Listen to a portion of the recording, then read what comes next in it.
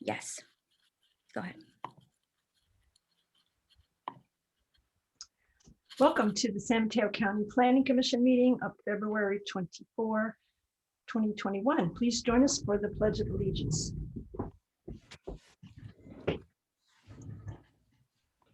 I pledge allegiance to the flag of the United States and to the republic by which it stands, one nation under God, indivisible, with liberty and justice for all.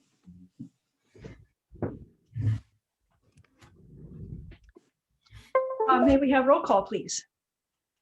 Commissioner Gupta, Here. Commissioner Santa Cruz, Here, Commissioner Hanson, Here. Commissioner Ramirez, Here. Chair Ketchum. Here. Next on the agenda is oral communications. This is an opportunity for members of the public to speak on any subject that is not on today's regular agenda. Speakers will be limited to 5 minutes. First, staff will explain how the public comment process works for our remote meeting. Thank you. For those attending the meeting on the Zoom video conference, we will use the raised hand feature in order to organize any public comments.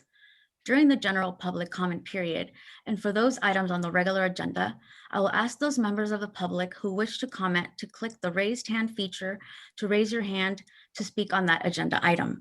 For those joining by phone, please press *9 to indicate your desire to speak. Please note that members of the public must wait for my prompt in connection with each agenda item before using the raised hand function. For example, you cannot raise your hand at the beginning of the meeting for an agenda item that is later in the meeting. When you hear your name called, we'll prompt you to unmute your microphone and you may begin speaking. Thank you. I do not see anybody's hand raised for oral communication at this time. Okay, we'll now move on to the consent agenda. May I have a motion to approve the revised minutes of February 10, 2021? So just moved. second. We have a motion and a second. Roll call, please. Commissioner Gupta, There's one, sorry to say that, there's one correction in the list of speakers. okay. One name got left out, Fran Pollard. So if we can add that. Okay. The revised one, I'll say aye. Perfect. Commissioner Santa Cruz, Aye. Commissioner Hanson, Aye. Commissioner Ramirez, Aye. Chair Ketchum. Aye. Thank you. Consent agenda has, the revised minutes have been approved unanimously. Moving on to the regular agenda. Our order of procedure for each item will start with a presentation by the county planner, followed by any questions from commissioners. Then the applicant may make a presentation, followed by commissioner questions and comments. Then we will open public comment. Each member of the public who wishes to speak will have 5 minutes. Then we will close public comment. And last, we will have commissioner deliberation and decision. The first item on our regular agenda has been postponed. So moving on to item 2, Ms. Lujan, will you introduce this item? Item number 2, owner applicant Canyon Vista Partners LLC, file number PLN 2020-00351, location 206 Sequoia Avenue in Sequoia Tract, and the project planner this morning is Summer Burleson.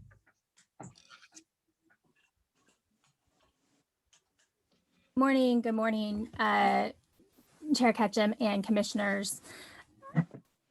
Let me share my screen here. Let's see. Oops.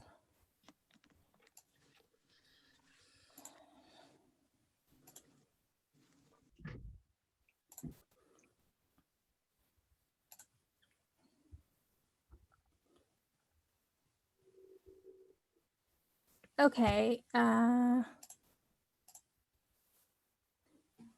Is that visible? Yes. Great, thank you. Okay. So, well, thank you for your time this morning. This item before you is for the consideration of a general plan map amendment to change the general plan land use designation of an 18,951 square foot parcel located at 206 Sequoia Avenue in the unincorporated Sequoia Tract community from medium density residential to high density residential, and a zoning map amendment to rezone the parcel from one family residential to multiple family residential. Now, this project does not include a development proposal at this time. However, the project would support a future development of up to a maximum of 15 residential units on the property. Any future development would be subject to county review at the time of proposal, including environmental review for compliance with the California Environmental Quality Act, commonly referred to as CEQA. So here we see the Sequoia Tract community outlined.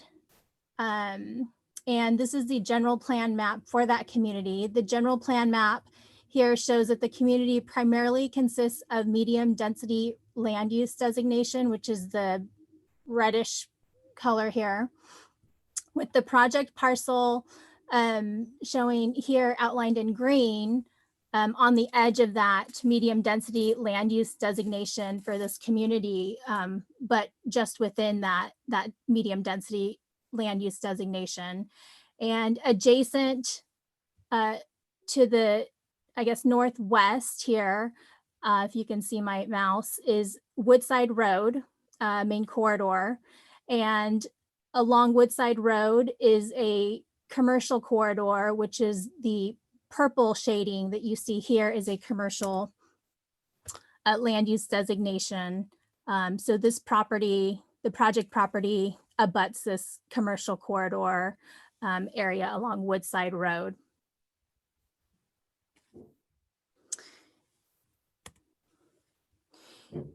The map here that we see is a zoning map for the Sequoia Tract community, and it shows the corresponding zoning districts related to the general plan map that we just saw on the screen.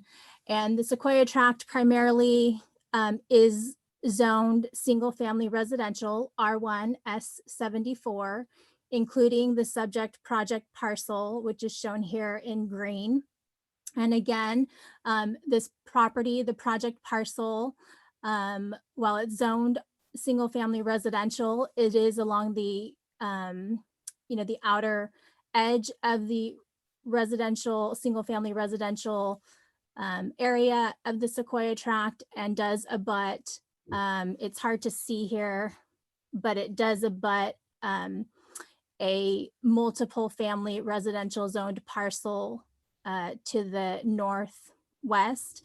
And then the, as we saw in the previous general plan land use designation map, the higher density intensity commercial land use area along Woodside Road.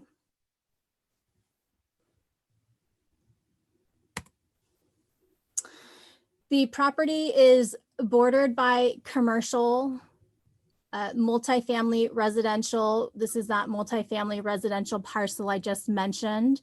The yellow line here is just meant to show the break in zoning between the commercial corridor and the single family residential zoned area.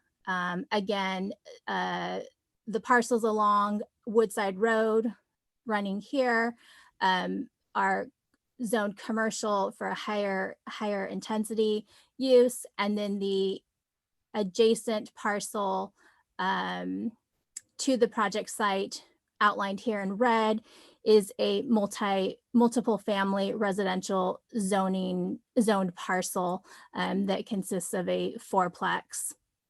And then the project parcel, as we see here, which is proposed to be rezoned to a multiple family residential zoning designation as well, which would basically bump the single family residential zoning would simply be carved out for this parcel.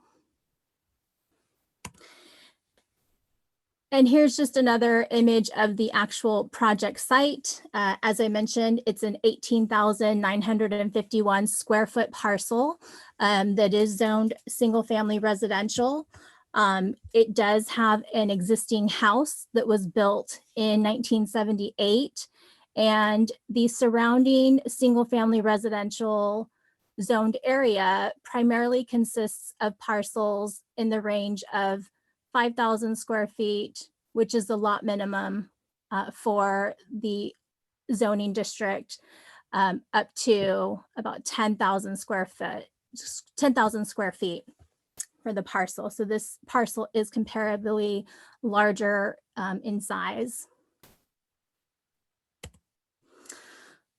So a general plan map amendment and zoning map amendment, which is before you, does require a recommendation from the Planning Commission, which is what's before you this morning. And a recommendation would go to the Board of Supervisors, with the Board of Supervisors being the decision maker for the project proposal.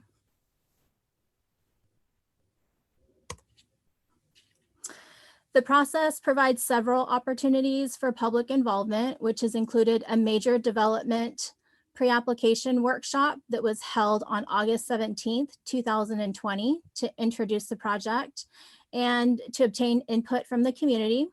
Public comments focused on concerns for protecting the single-family Sequoia Tract neighborhood from higher density development, along with parking and traffic concerns and adverse impacts that would be generated for a higher density development to the neighborhood character of the single family residential community. A 20-day public comment period for the initial study and mitigated negative declaration commenced in January of this year, and there were no comments received regarding the adequacy of the initial study and mitigated negative declaration during the comment period. There was one letter received during the comment period raising general objection to the rezoning and future potential for higher density housing in the Sequoia Tract neighborhood. And I believe that comment was part of the comments that have been forwarded over to the commission prior to this meeting. As I mentioned, some additional comments have come in since the posting of the staff report for this meeting, and those comments have been forwarded over to the commission, and they reiterate the objection for introducing a change to a higher density residential use in the Sequoia Tract community, desire to protect the single family residential neighborhood, and to avoid the allowance of higher density that could impact parking and traffic and safety. And then, as I mentioned previously, as part of this process for this project, the item with the recommendation today from the Planning Commission, then the item could move to the Board of Supervisors for a public hearing.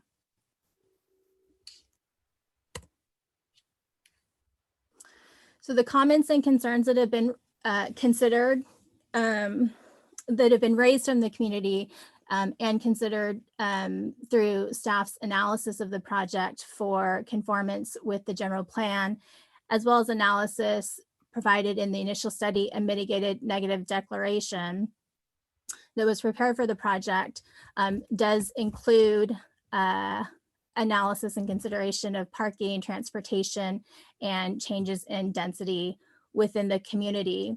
And so based on our analysis, staff has determined the project would not generate any significant impacts and that it is in conformance with general plan policies related to general land use and urban land use, which seek to encourage residential land uses in urban areas where infrastructure and services are available, that seek to provide a mix and amount of residential land uses that would provide substantial housing opportunities in unincorporated areas, and for locating high-density residential next to public services and facilities and commercial land uses near employment centers, and on larger vacant parcels on the edge of or outside of single-family neighborhoods. As I mentioned previously, the property is located at the edge of the single-family residentially zoned boundary of the Sequoia Tract neighborhood. It is relatively larger in size at 18,951 square feet compared to surrounding single-family residential zoned parcels in this same community, which primarily range in size from 5,000 to 10,000 square feet. The change in land use designation would encourage efficient use and redevelopment of the property while still maintaining a residential land use designation for the community. The project would allow for better utilization of the comparably larger project parcel, and that would allow an opportunity to maximize housing opportunities in this urban area of the county. The property is located about 300 feet southeast of Woodside Road, which is, as I mentioned, a commercial corridor that offers public transit amenities and commercial convenience services. The rezoning would also allow for better utilization of the larger parcel for a transitional buffer of multifamily residential between the higher intensity commercial corridor along Woodside Road and the rest of the single family residential community of the Sequoia Tract area.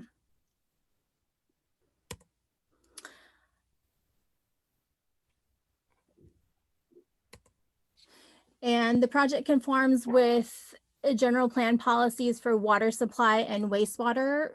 The project has been preliminarily reviewed by both California Water Service, Bear Gulch District, as well as the Fair Oaks Sewer Maintenance District. And those service providers have provided preliminary approval for the proposed land use and zoning changes. And the Fair Oaks Sewer Maintenance District, as part of their review, did complete a capacity analysis and identified that the project applicant would be required at the building permit stage for future development to perform or construct a sewer project within the district's boundaries, the Fair Oaks district's boundaries, to mitigate additional sewage that would be generated by the site's change in density, to allow for a more efficient system overall for the district area. The project conforms with transportation policies which seek to ensure adequate functioning circulation systems. The proposed change in land use would have the opportunity for future development of up to a maximum of 15 residential units on the property. And the maximum expected trip generation for future development would be 88 trips per day based on the Institute of Transportation Engineers Trip Generation Manual for multi-residential use types, such as what would be permitted with the general plan and zoning changes here. The maximum trip generation would not require a vehicle miles traveled analysis, because as a small project generating less than 110 daily trips, it would fall below the screening thresholds designed to identify projects that could result in significant VMT, vehicle miles traveled, impacts. And future residential development would also be required to provide the appropriate and required off-street parking for a project in compliance with the county's off-street parking regulations. The project conforms with the, the housing element policies, which encourage general plan amendments and rezonings of underutilized land for higher density residential development to help meet the county's regional housing need allocation, to facilitate housing production countywide, and to encourage a range of housing development in proximity to transit or commercial districts, such as Woodside Road that we see with this project, with development standards that facilitate rather than impede development. And as it may be obvious by now, as I've mentioned a few times, the project would change the land use and zoning designation from a single family residential potential for the site or existing single family residential to a multiple family residential zoning district, which would allow additional housing units up to a maximum of 15. And a future housing, any future housing, multiple family housing development would need to comply with the county's inclusionary ordinance, which would require at a maximum of 15 residential units. That would require 3 affordable housing units be provided as part of that future project. Here is just a comparison between the existing current R1 S74 zoning district standards and the proposed R3 multifamily S3 development standards. You can see in this table here.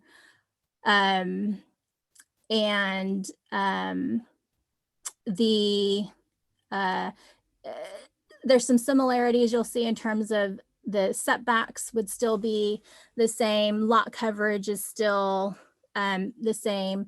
There would be no maximum floor area in an S3 zoning district. The height limit does increase to 36 feet or 3 stories versus 28 feet or 2 stories. Parking with the single family residential zoning district designation requires 2 covered parking spaces for a dwelling with 2 or more bedrooms. It's the same standard for a multiple family residential development, and that would potentially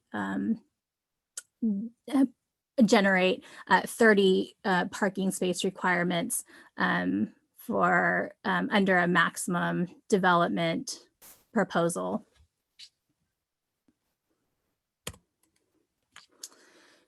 The excuse me, the county staff did prepare and circulate an initial study, a mitigated negative declaration. As I mentioned, the comment period ran from January 7th to January 27th of this year. As I mentioned, no comments were received as to the adequacy of the initial study and mitigated negative declaration during the comment period, and a mitigation measure, the mitigation measure for sewer has been included in a mitigation monitoring and reporting program, which is included as attachment J to the staff report.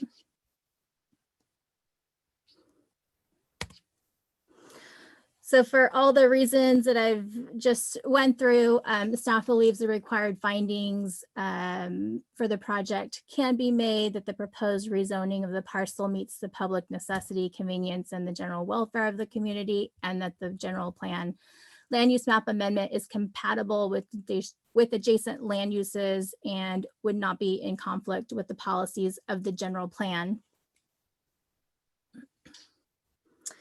And so the request that staff is presenting to to you today is that the Planning Commission recommend that the Board of Supervisors adopt the resolution adopting the initial study and mitigated negative declaration and mitigation monitoring and reporting program, adopt the resolution to change the subject parcel's general plan land use designation from medium density residential to high density residential, and recommend that the Board of Supervisors adopt the ordinance to change the subject parcel's zoning map designation from single family residential to multiple family residential. And these three reference documents here, the resolutions and the ordinance, are included as in the staff report as, I believe, attachments B, C, and D respectively here. And so that concludes staff's presentation, and I am available for any questions. Thank you. Thank you. Do commissioners have questions for staff? Let's start with Commissioner Hanson. Good morning, Summer. In Sequoia Track, how many residents live in the whole track? Oh gosh, I do not know the number on that. I'm sorry. Okay. Where's their nearest park? Their nearest park.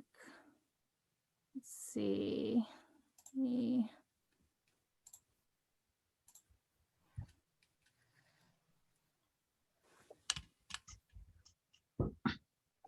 It's probably. Would it be safe to say pull up. there is no park? There's in that no area? park within the And they would community, have to- within the Sequoia Track community. It would be outside of the boundaries of that unincorporated community area.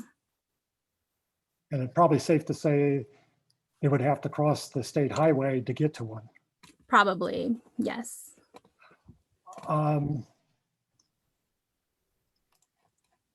Do we have a policy of having parks per 10,000 or per 1,000 people in an area? Do we have a standard? Not that I am aware of.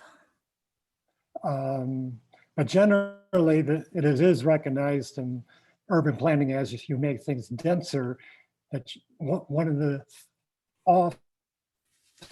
things you need to do is increase the green areas, the parking areas, the meeting areas. And we don't have anything in this, and there is no proposal or plans in the future in this area. There, not that I'm aware of. I will say with this proposal, there's no proposal for parks. For a future development that may come in, depending on how that development is proposed, it could require through subdivision regulations, we do have required park in lieu fees. If the future proposal is say a condo subdivision or something of that nature that triggers the subdivision regulations being applicable, it would require, we do have requirements there that would require, as I mentioned, park in lieu fees. Okay, so they would have ability, changing it altogether, the ability to build a 3-story unit next to current 1-story structures. So there is no step-down functions that transition into an area, or are we planning in the future to upzone the rest of the neighborhood? I'm not aware of any plans to upzone the rest of the neighborhood at the current time. In terms of the development that could occur on this particular parcel with approval of this project, the S3 regulations do not have any sort of like step back standards within that. So it is correct that it could be, a development could be, you know, a 3-story structure or building that would have the, you know, comply with the setbacks, which would be 20 feet from the front and rear and 5 feet minimum, 5 feet on the sides. Okay. Those are my questions. Thank you. You're welcome. Thank you. Commissioner Ramirez.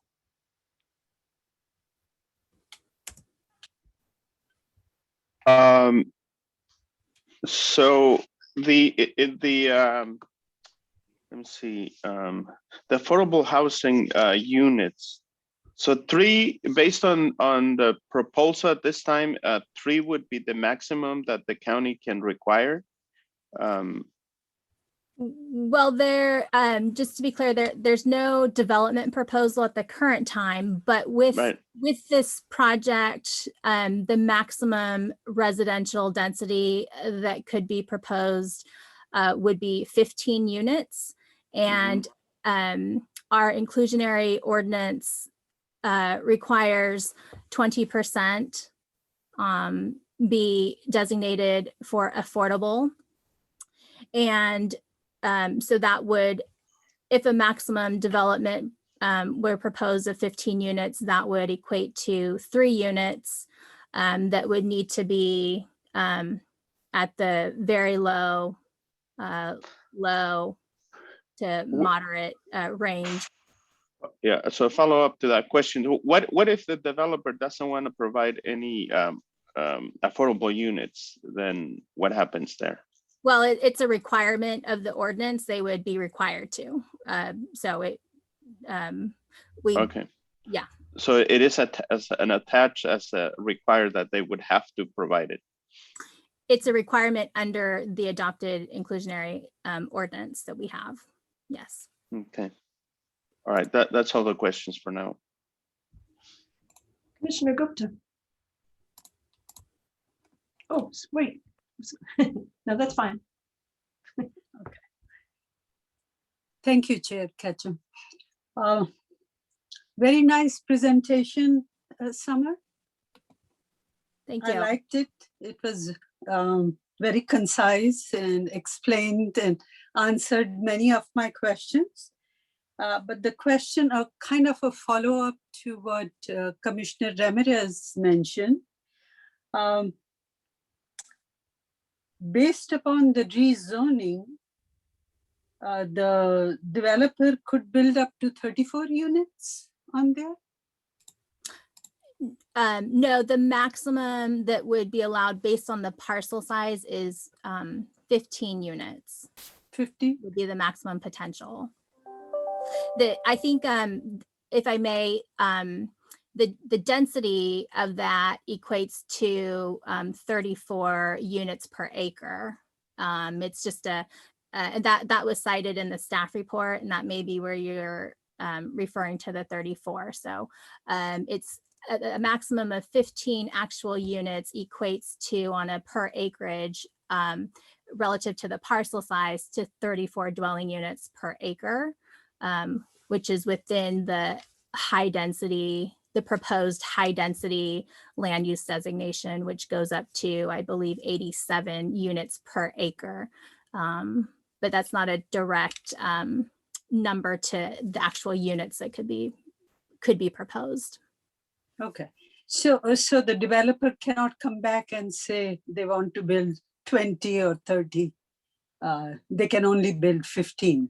Is that correct? Correct. The maximum that the proposed rezoning would allow is based on the parcel size, and it would be 15 units, just purely based on the parcel size. So they'd have to acquire additional land to get a larger parcel size to be able to do any more than 15, basically, essentially. Okay. Okay.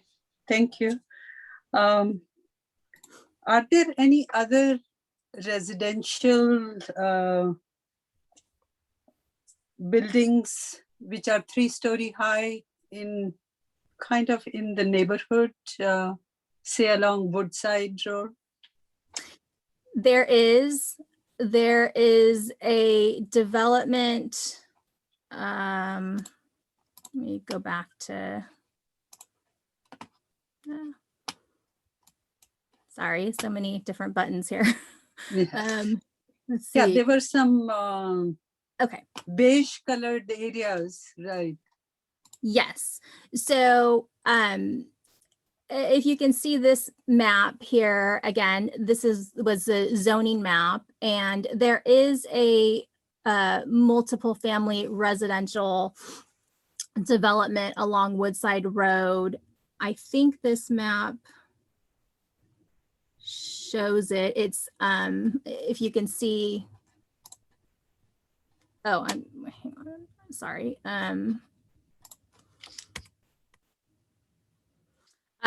Okay, sorry about that. Can you see? I'm not sure if this is working. Yes, I can Okay. see. Yeah. Sorry. So here is a multifamily zoned property, and I believe that was developed a few years ago with a higher density. Again, only 2 stories, but right next door here is an older 4-unit complex, and another multifamily zoned area along Woodside. So there are a few that are interspersed primarily along this outer, Around there. Commercial corridor edge of the primary community. Okay, great. Are there any in the Sequoia Tract area?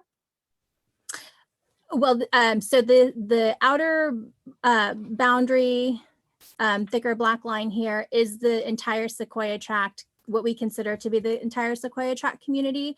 And within the, the majority of the area here that you'll see in the brown shade is all single family residential.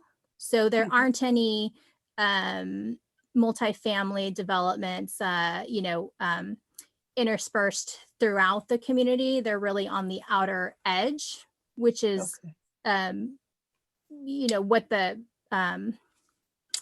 preferred, approach for planning is, that you have kind of the commercial higher intensity and then transitions down to the residential neighborhood.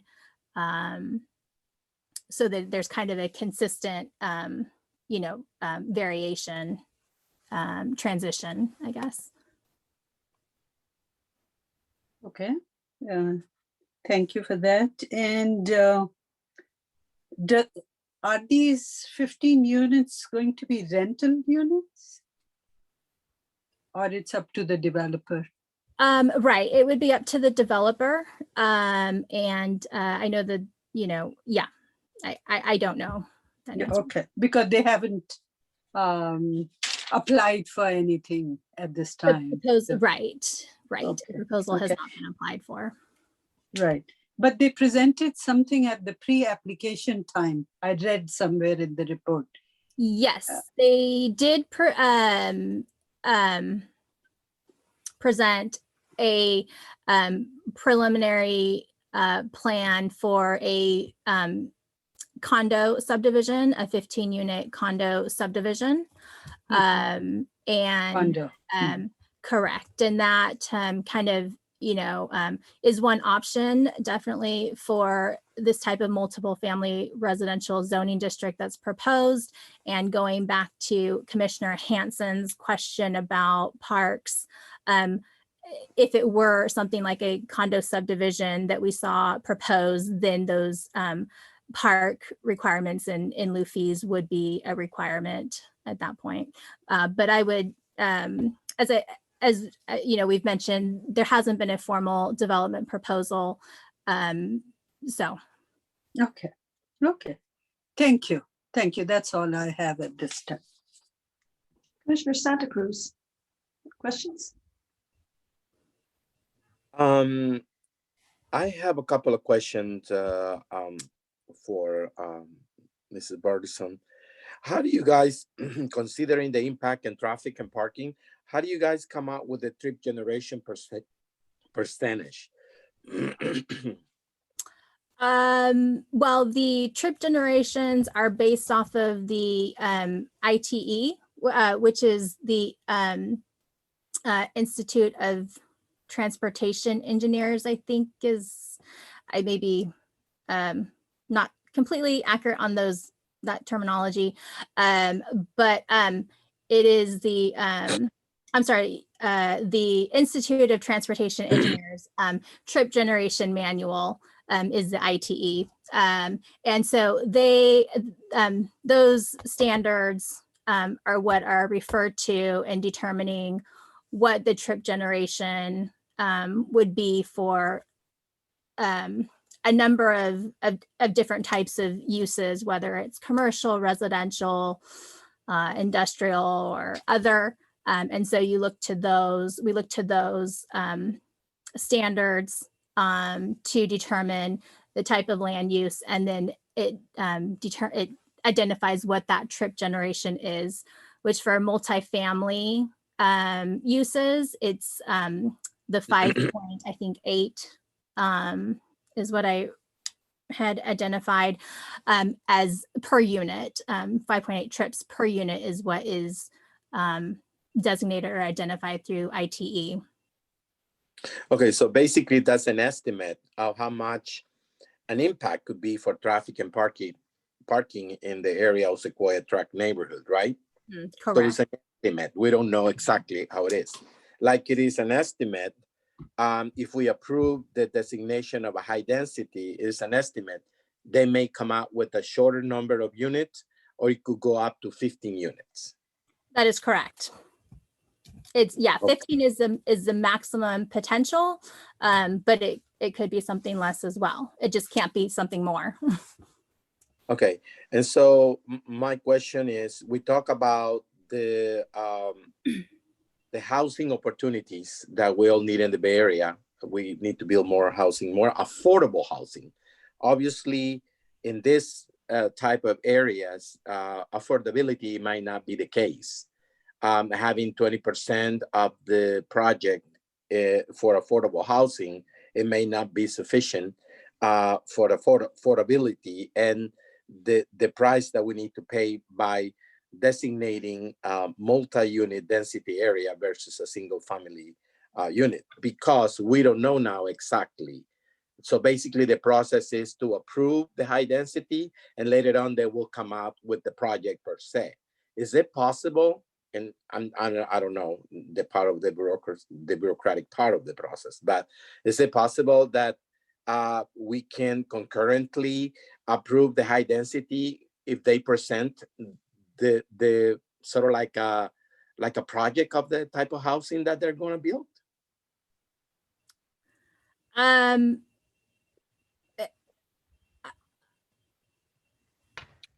Sorry, I'm trying to soak in that question completely. Perhaps I can help, Summer. Sure. So correct me if I'm wrong, but I believe that in this area, there are no discretionary permits required for constructing a project that conforms to the zoning standard. So that's correct. Should the Planning Commission approve the rezoning and general plan amendment, the future project would be submitted directly to the building department for conformance with building code requirements. There would be no additional Planning Commission approvals required.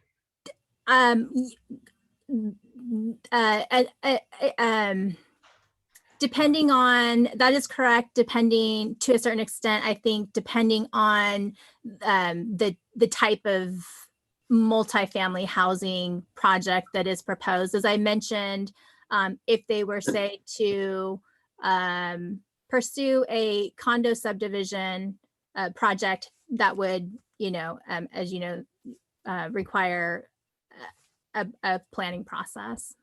Good but point. it Good may point. not as well, depending on how they propose the the housing unit. So That's- basically, we're just by approving this high density project, it's like giving a carte blanche to the company who's building this. They can go from like 15 unit to a 3 big nice house and mansions, right? They can build I 3 don't know houses, that 4 I houses. would say carte blanche is the right term.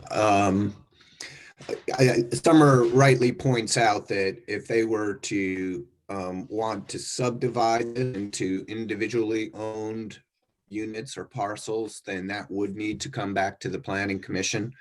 In addition, if they tripped grading quantities, like they wanted to do a major excavation in order to accommodate subterranean parking, then that grading permit would come back to the Planning Commission.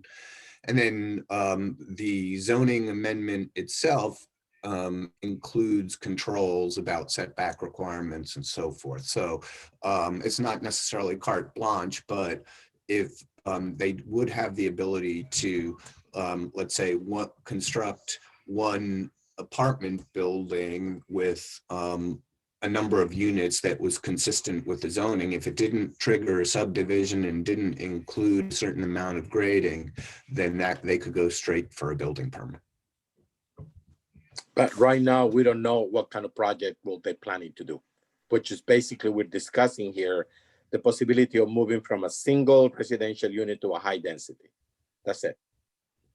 Right, Steve?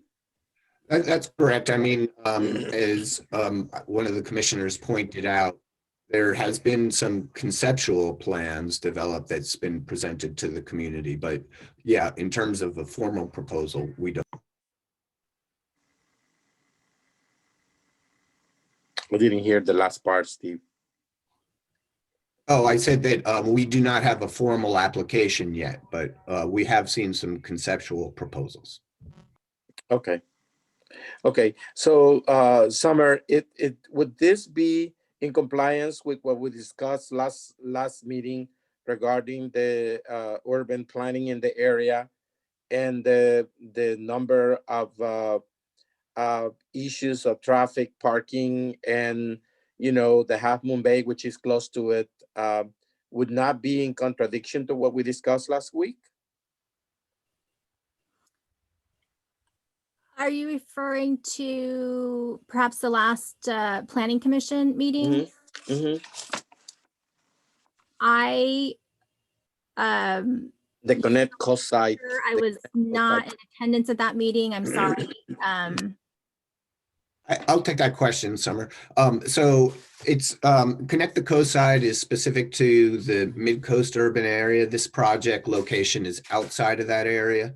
However, there are some general principles that apply here, and that is that we are trying to accommodate more housing closer to transportation corridors. So that's true philosophy for Connect the Coast Side as well here as here. Okay, thank you, Steve. Sure. Let me see what else. So for sure, Summer, we don't know how much they're planning to sell each unit for right now. It's just basically we're discussing the change on the from single family residence to multiple high density. That's basically what it is. Correct. Okay. Okay, thank you. Okay, does the applicant wish to speak or make a presentation at this point? Fred's raising his hand. If I could have a follow-up question, Sure, go ahead. Summer, since this can go directly to building, there is no design review? There is no design review in this Sequoia Tract community. So they could build a Montreal habitat style building in this neighborhood that has its own style and that's just waived in this situation. That is possible without a design review district in the community. It would be our purview would be limited to the zoning regulations of the S3 district. Okay. if it were approved. That's my question. Thank you. Thank you, Chair. And Madam Chair, if I could return to some of the questions after Commissioner Ramirez asks his question. I have some Sure. more information to share. Yep. Yeah, just a follow up in regards to the affordable housing. What are the numbers as far as the need for housing? Do we know at this point in the general area of the county, how deficient are we? I'll take that, Summer.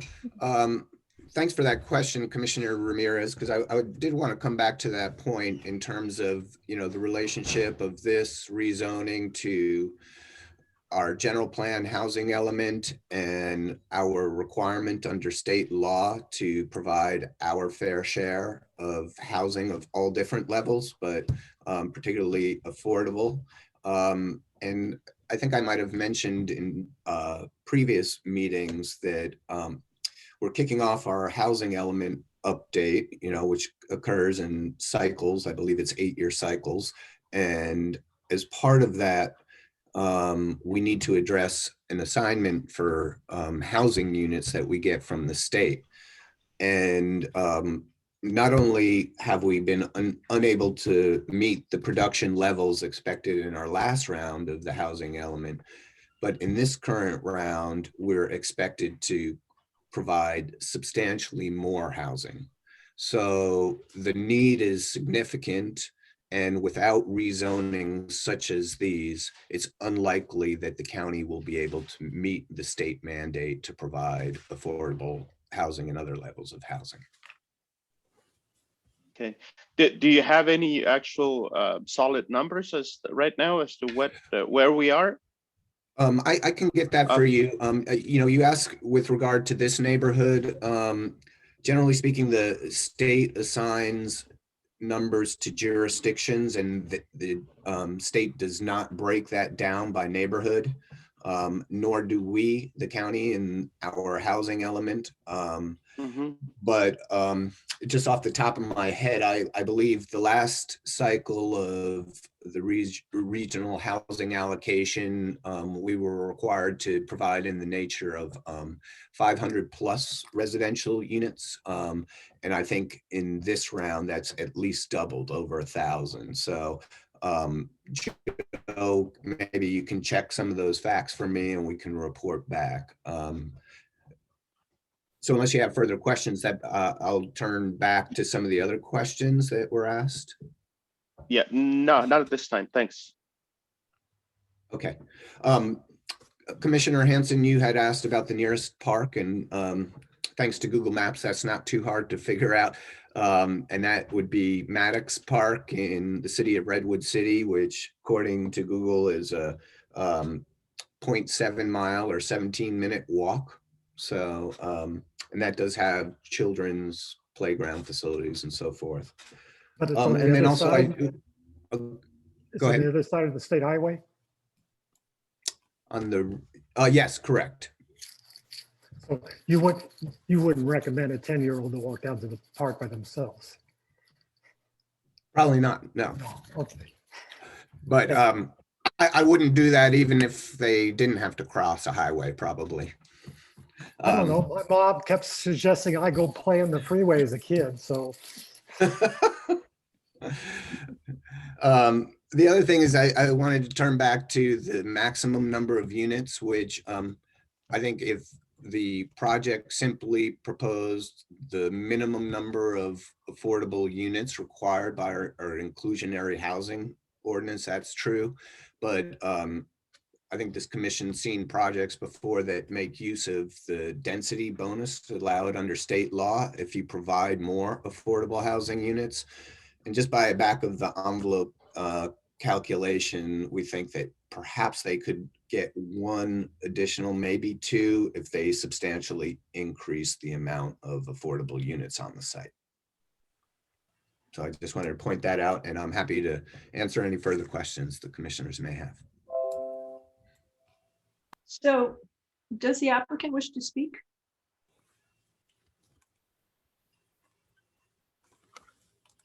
I see some raised hands, but I don't know if that's the applicant or the or members of the public.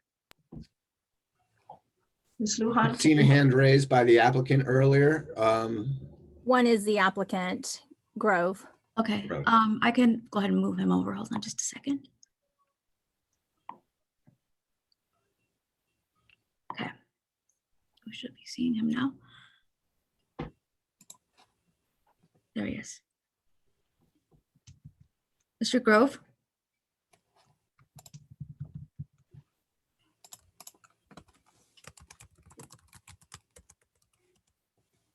He's on mute.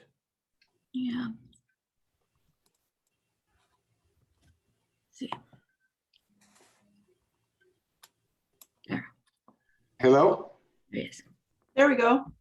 how are you? My name is Ron Grove and I am the applicant. And I'd like to thank Summer for the informative report. I don't think I have anything I could add to that, but I'd be happy to answer any questions. Okay, do commissioners have questions for Mr. Grove? Shall we start with Commissioner Hanson? I don't have any questions for the applicant. Thank you. Commissioner Ramirez? Yeah, just overall, I mean, what's the conceptual, you know, the concept of the project that he has? Is he going to maximize, you know, the units, or you know, the whatever he can build there? Is he thinking about a smaller project? What, you know, those are my general thoughts. Well, originally when I purchased the property, I wasn't considering rezoning. I was going to go with the 3 houses that could be built there under the current zoning. But after realizing that the housing, there's a huge housing issue in this area, and we're one of the bigger lots in the area, I decided to pursue this zoning change and reach out and do some condominiums where some people that are priced out of this market could actually afford to buy these places. We're doing a number of apartments and rentals in San Carlos right now, and the rentals are great and there's a lot of them, but the problem is what I'm hearing is the first time buyers are priced out of this market here. And so by going with these affordable houses, the mandatory 40 or 20%, it gives the opportunity for the lower income class to own property in this area, which without this program would probably not happen. Okay, thank you. Commissioner Santa Cruz, any questions? Yes, Ms. Ketchum. I have a question. So basically, you don't have a design review and idea what you're planning to do once you've been granted the high density approval of the lot? No, there is no design review, but there's pretty tough guidelines. I mean, you guys have setbacks and heights, and that kind of dictates what we can build there. We can't exceed 36 feet, as Summer said. There's setbacks front and rear and side setbacks. So you're kind of contained. It's restrictive on what you can do. There's a maximum of 15 units, as was pointed out, and there's a mandatory 20% low income. So those are the guidelines on which we have to work, and we can't go outside that box. So it's kind of like anybody else in that area. It's the same guidelines. If they want to build a house, I think under that zoning, they can go 28 feet, and they've got their rear setbacks and their side setbacks, and that's what they can do. It's kind of the same thing for us, and I think that's why the county implemented that years ago, is because they wanted guidelines, so you couldn't have carte blanche, and you had to stick in these guidelines for anything you want to build. So we're restricted to what the county is going to let us do. Okay. Okay, thank you. Commissioner Gupta, questions? Yes, I do.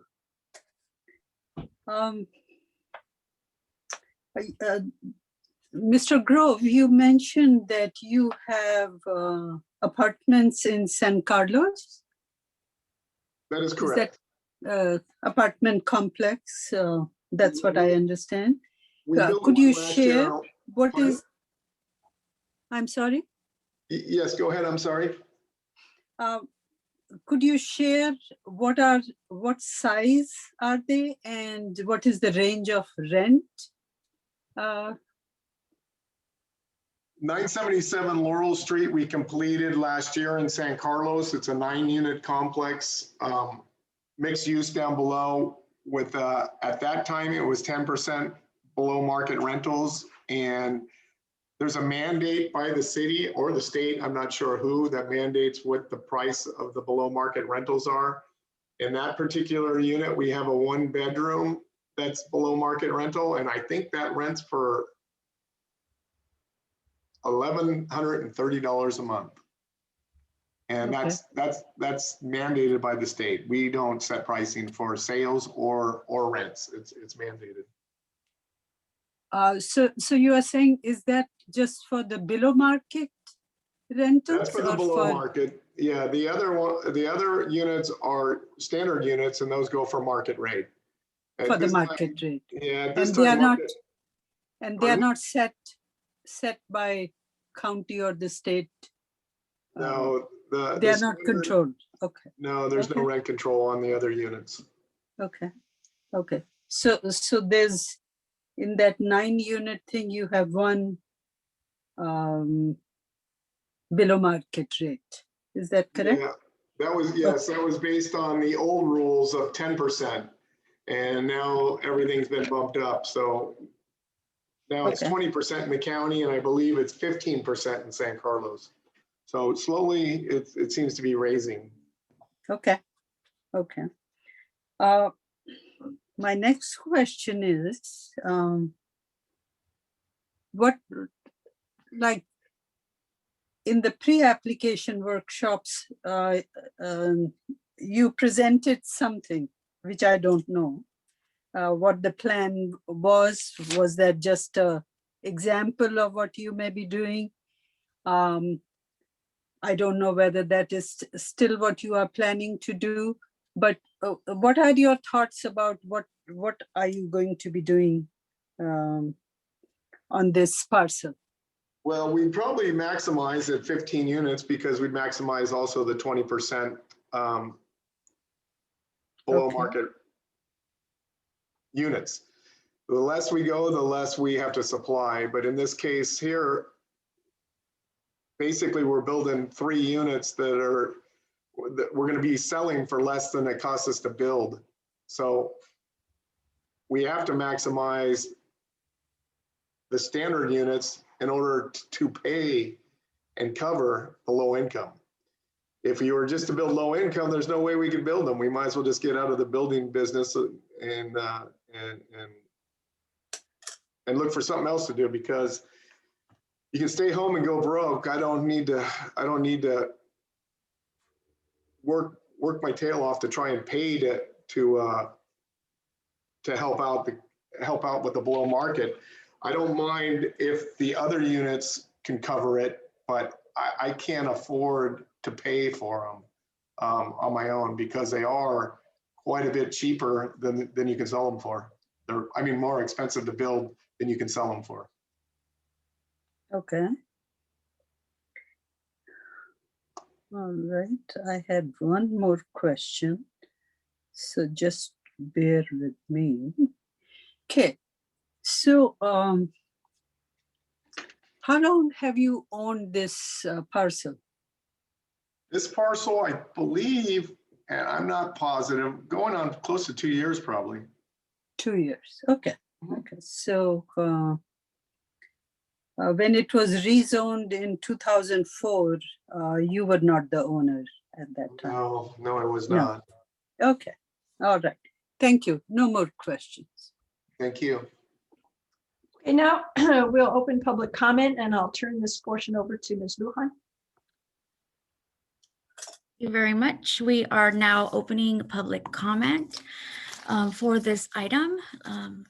Bear with me. Let me just put my timer up. Can everybody see that?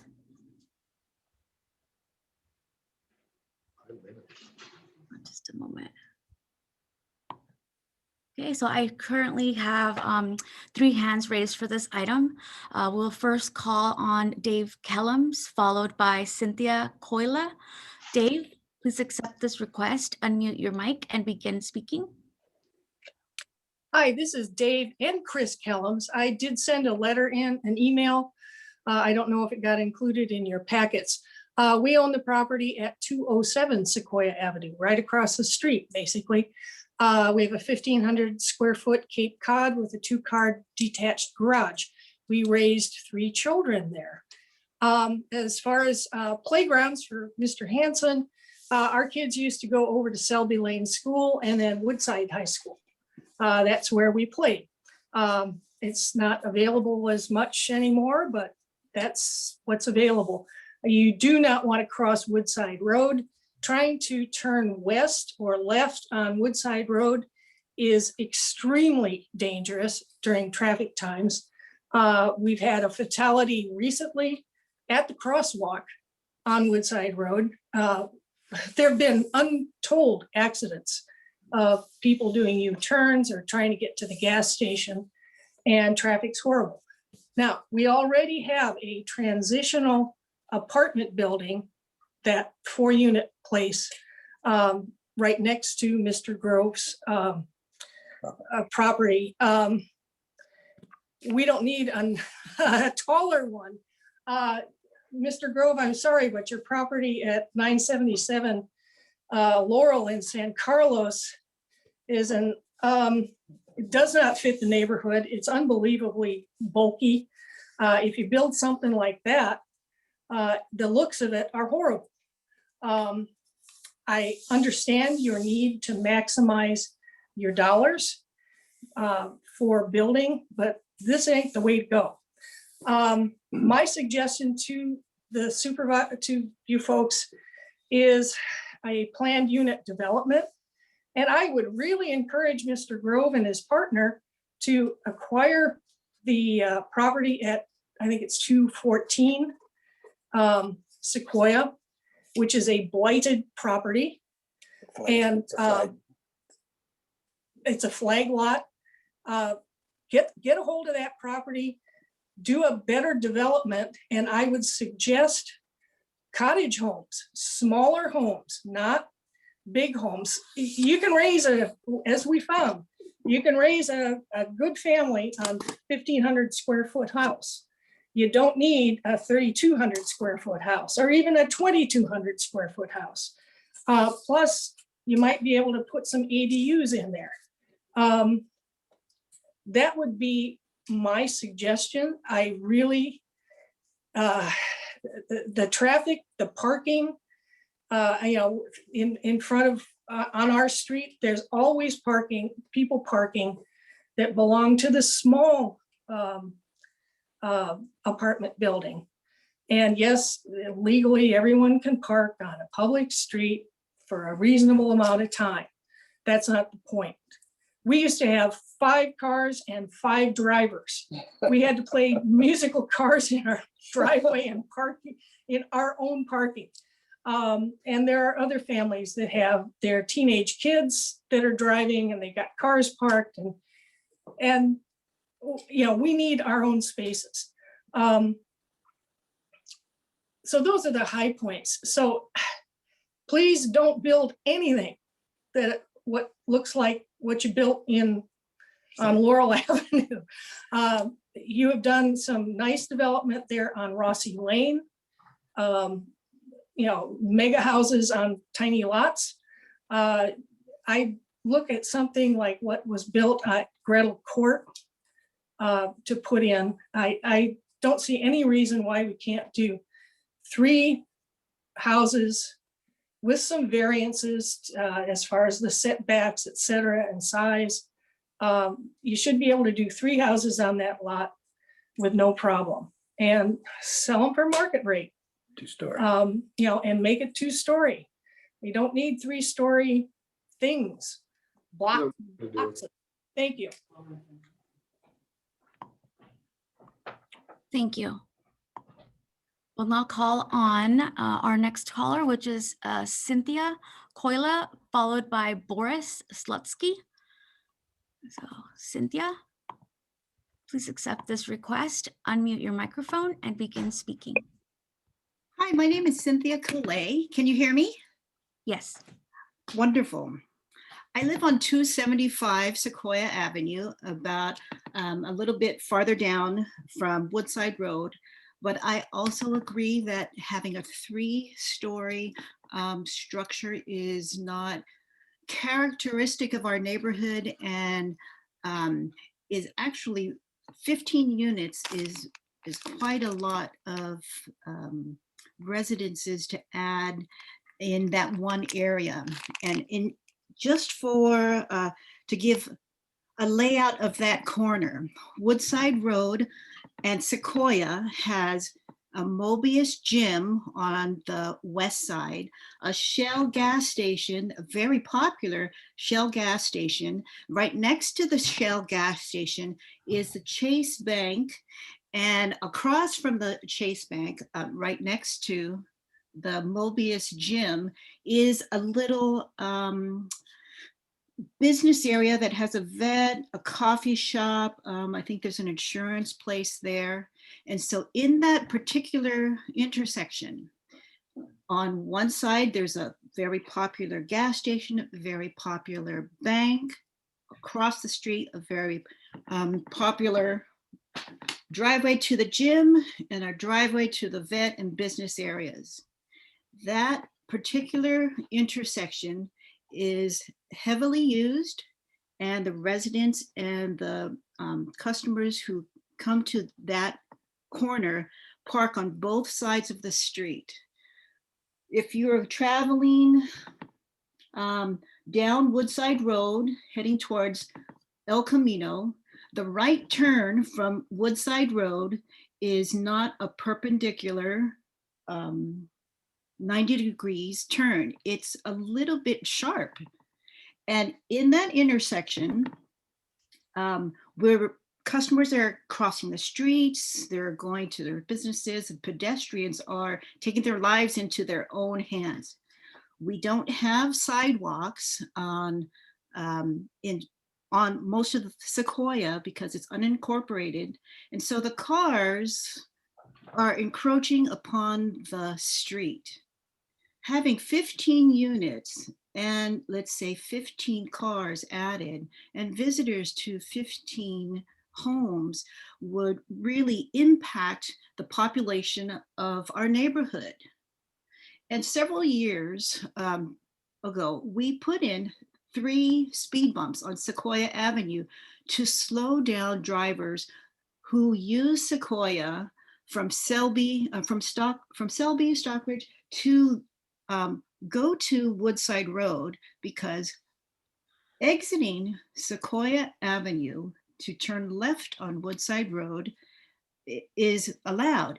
There's no stop sign, there's no stop light. You have to race your way into the divider to turn left to drive on westward on Woodside Road. So there's traffic going in both directions on right there at the site where the proposed building is. And my objection is that, yes, there was a fatality just this year, mid-January, but there have been numerous fatalities at the crosswalk on Woodside Road. People tried to just walk in the neighborhood. So I agree that a 3-story, 15-unit building there, it doesn't fit the neighborhood. It impacts our population. It impacts parking. It impacts the travel, and I think it lowers the quality of our neighborhood. And as a homeowner, I like to see our neighborhood with new construction, because that means my house value is it also benefits, but I think that 15 units is too many. And there has already been construction of new apartments right next to Arco, 2 blocks up Woodside Road. And there's a lot of apartments downtown Redwood City. Wow, 5 minutes. Thank you. Thank you, Cynthia, for your comment. We'll next have Boris Slutsky, followed by Richard Elliott. Boris, please accept this request, unmute your microphone, and begin speaking. Hello, do you hear me? Yes. Thank you. Thank you for taking my comment. I'm Boris Slutsky. I live about 3 blocks away from the project, so I will not be personally affected as much as the other 2 speakers. But what I want to say is this is a different world from a year ago. I know the general plan has not yet caught up with it, but the world is different. Last year, we may have thought that we can just pack people together like sardines and solve the housing need. But we now know that density is a pandemic health hazard. And it's a health hazard for people who live in those small spaces, but also for everybody else because infection goes around. And this is especially the case since, as Commissioner Hansen has pointed out, there is no outdoor exercise space available. And what's important here is that unlike other hazards like movie theaters and restaurants and even schools, that can close at times of high risk and then open again, this one cannot. If pandemic strikes and people live in crowded quarters, there is nothing that health authorities can do about it to mitigate. It's too late at that point. We saw that in Los Angeles. They had a catastrophic shortage of ICU units, and there's nothing that they could do about that crowding. So what we need to do is if we don't want pandemics to become more frequent and each worse than the last, is we need to rethink how we live. And we do need low-income housing and we do need housing in general, but we must look for ways to reduce density and not to increase it. And so I just want to ask the commission to consider the project in this slide. And in the minute that I have left, I just want to make add one more thing here. There's always opposition to a project like this, and it's tempting to dismiss it as not in my backyard and more of the same, etc. But this time something really is different.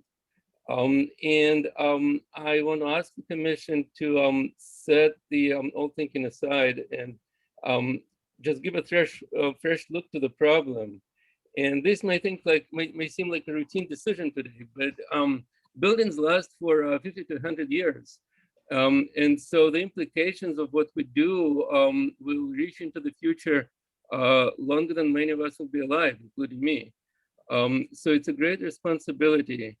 And I just want to ask the commission to consider that and maybe err on the side of safety from future pandemics rather than on the side of increased risk. And that's what I have. Thank you.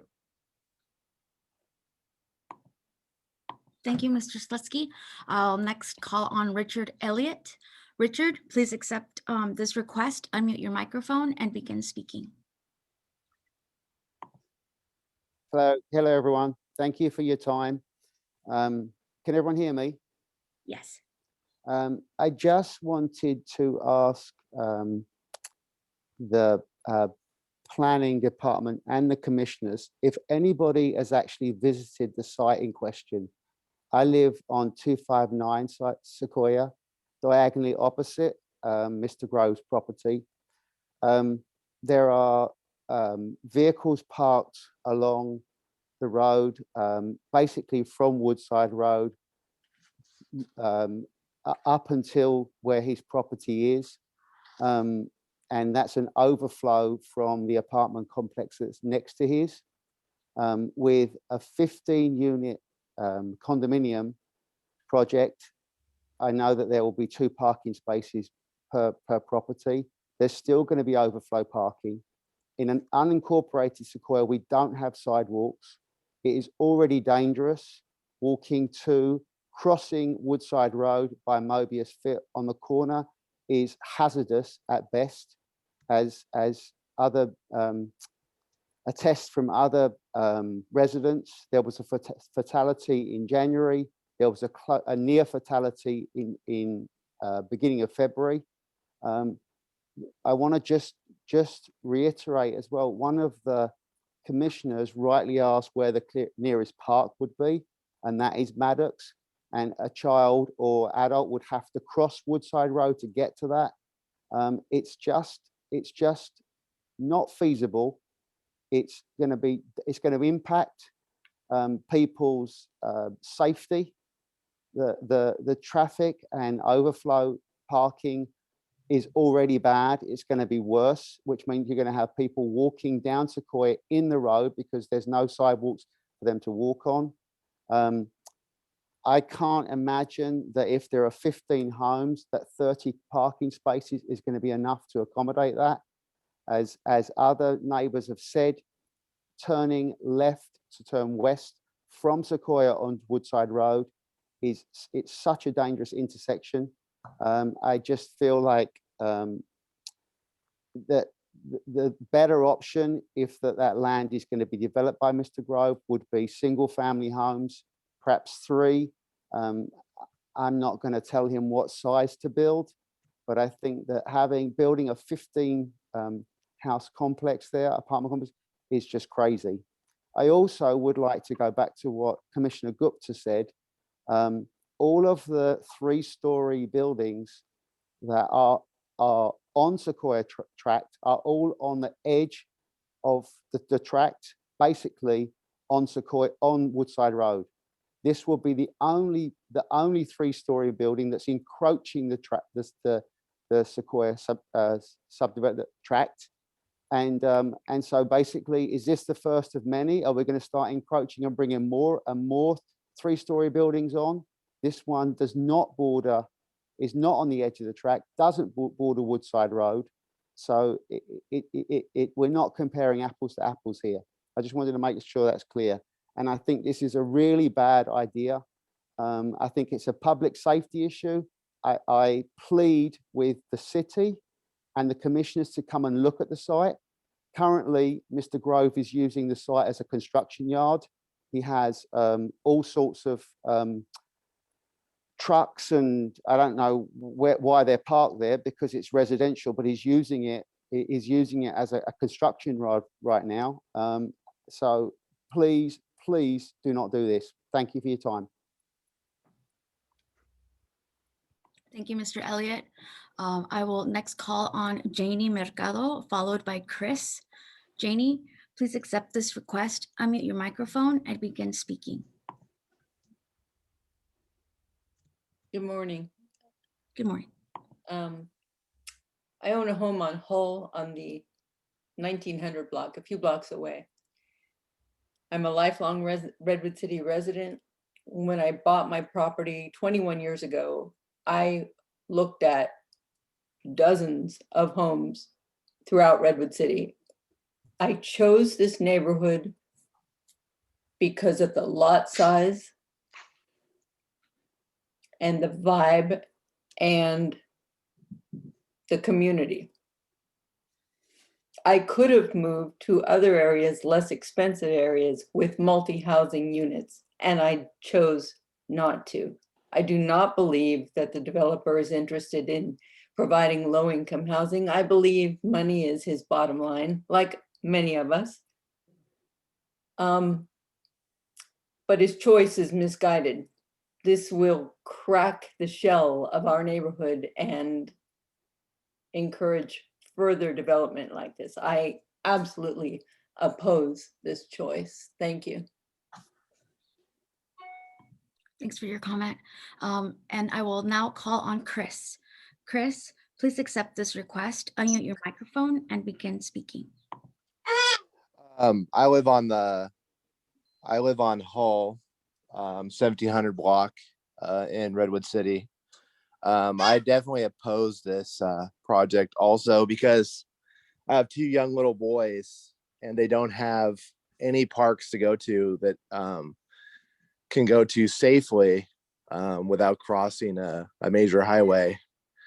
And also the the contractor, Mr. Grove, is using it as a construction yard with his equipment, filling up all the parking already. But there's also a lot of buildup from the other parking from the other apartment buildings. The safety also is a concern of mine for my sons in the future. Walking down there, having to cross Woodside Road is more than a hazard. There's no lights or anything when you go to cross the road, and they'd have to do that to go to a park. So if they do put more people, there's not going to be any place for the kids that live there to play. And there's no room on that land for them to build a park, and like some of the other, areas where they build these things like this, where they can build a park on site for the kids to play. Yeah, there was a fatality. There's been a lot of accidents pulling out across Woodside Road. There is no light. So that's pretty much all I have to say. I totally oppose this, and the contractor seems to be not being very nice to the neighbors already by making a mess with his trucks and his dump trucks spilling dirt all over the road. So I don't appreciate that.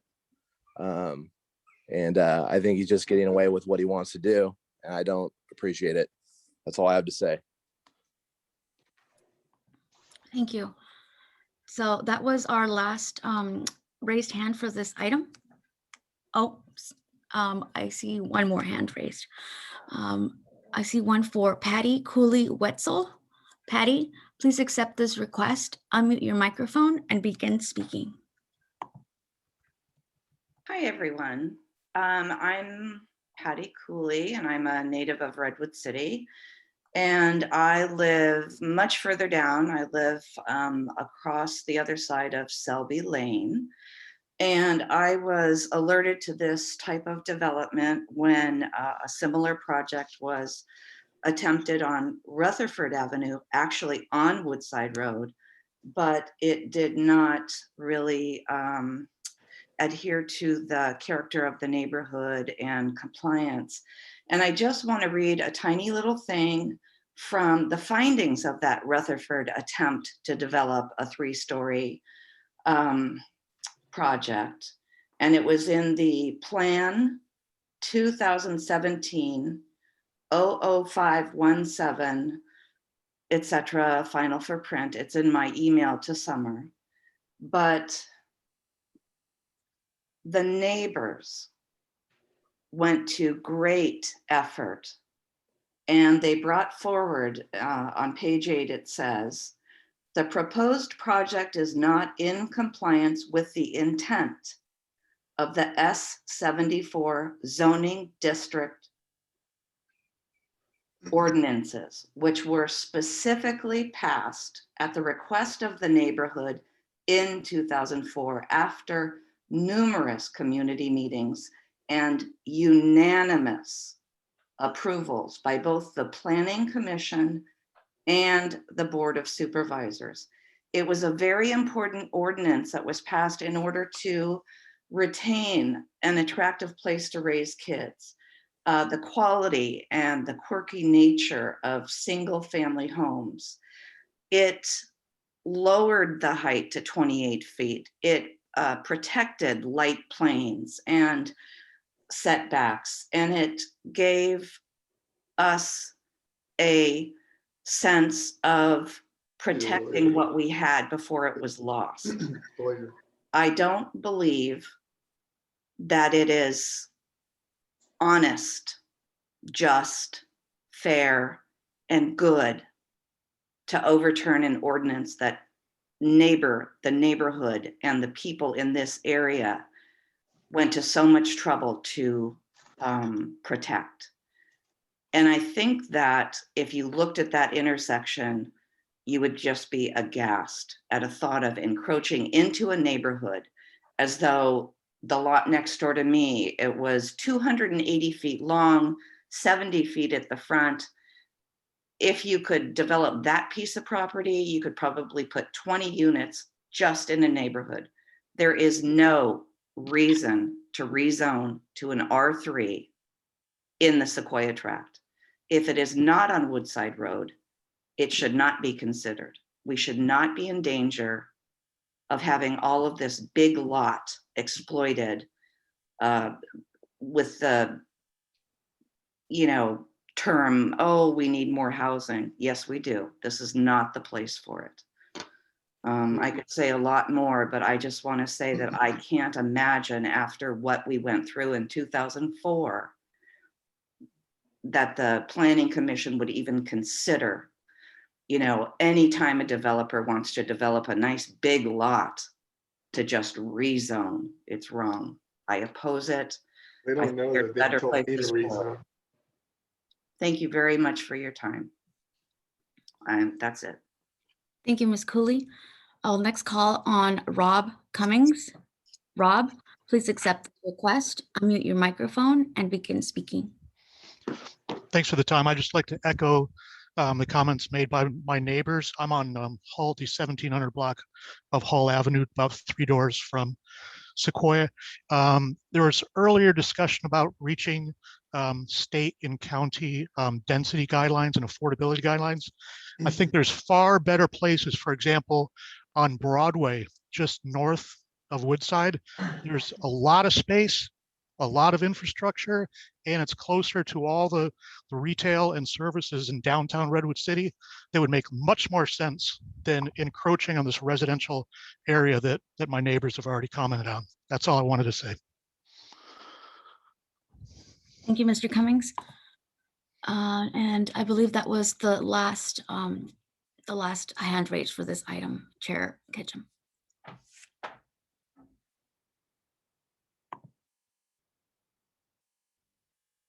Sorry, I was on mute. May I have a motion to close public comment? Close public comment. I second.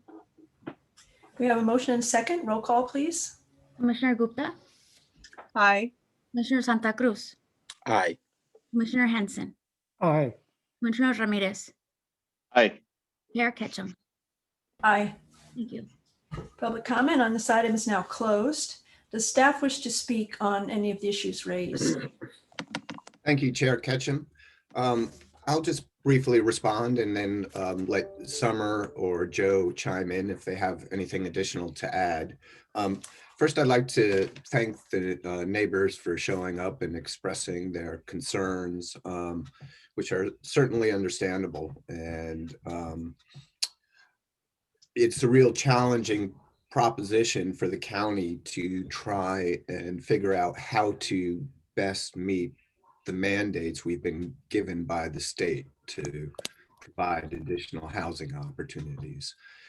And within the unincorporated area, we're particularly challenged because oftentimes we don't have the resources required to support higher intensity development, such as in our rural areas where, we lack the infrastructure. So while, we really would like to do our best to protect the character of single family residential neighborhoods, we also need to figure out a way to meet these state requirements, and we try and do so in a manner that is as protective of these single family residential neighborhoods as possible. And as I think Summer tried to point out in her presentation, part of doing that is providing an effective transition between the areas where we can provide higher density location and the areas that we want to retain as single family residential neighborhoods. And so I think while this location has its challenges, it is in a geographic location that is appropriate for this type of transitional development, which is, not high, not very tall apartment buildings, but more moderately scaled, 3 stories. The example in San Carlos, I understand, is 4 stories. So that zoning was perhaps a little bit more lenient. So in any event, in fairness to the developer, he has been very collaborative with the county, and the county has encouraged the pursuit of this zoning change in the interest of meeting the county's larger housing needs. Certainly, we understand the concerns related to parking and traffic. That's the situation throughout the county. In this case, the zoning does require on-site parking, which we hope would satisfy the needs of the future residents, but it's also located close to public transit, which is another factor we consider in terms of determining the appropriate location for these types of projects. So I think that concludes my comments unless there's additional questions, and Summer, Joe, please feel free to add if you have anything additional to say. Yes, oh, sorry. Okay, thanks, Steve. And I just wanted to make mention with regards to the housing discussion. The county in the last cycle, which we're currently still in for meeting, regional housing need allocation for the county. It was identified as 913 units at all levels of income levels, including, as what Steve mentioned, over 500 units needed above market or above moderate level income. So there is a housing need in all levels, income levels. That this would help help address. The other thing I just wanted to mention is with regards to development standards, that in addition to parking requirements and setbacks and height limit, there is a lot coverage maximum in the zoning district, in every zoning district. The current zoning district has a 50% maximum lot coverage, and that would be the same for the proposed S3 zoning district of 50% is the maximum lot coverage. So when you're, if you're trying to think of, a potential development, you've got the setback restrictions, a height limit, but you also have a maximum lot coverage of 50% of the lot that can be covered by structures over 18 inches in height. So that is an additional, zoning development standard that's relevant in all zoning districts, including the proposed.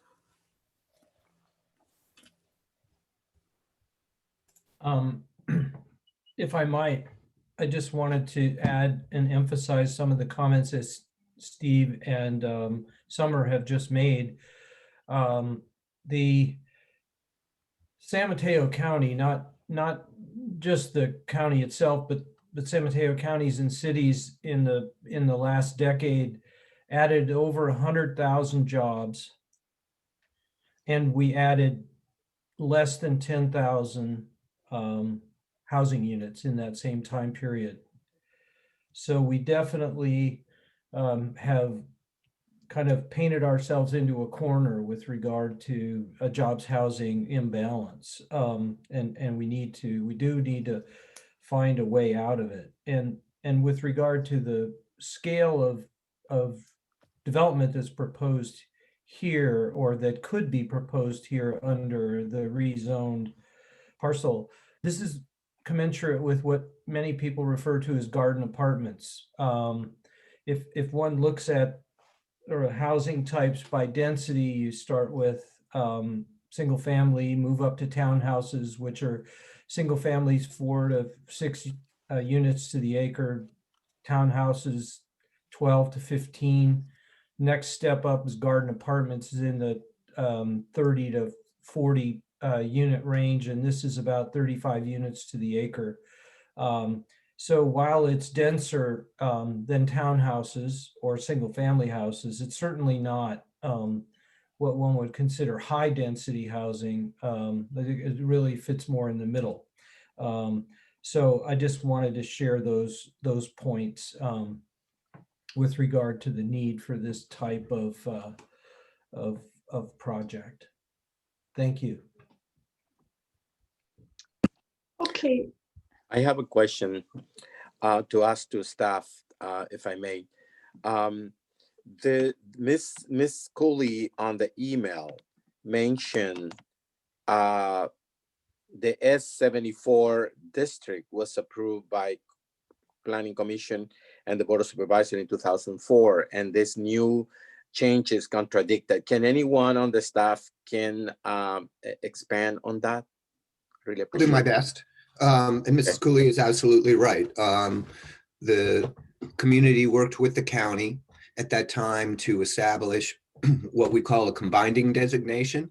And we use combining designations throughout the county to control things like lot coverage and to protect daylight plane and so forth.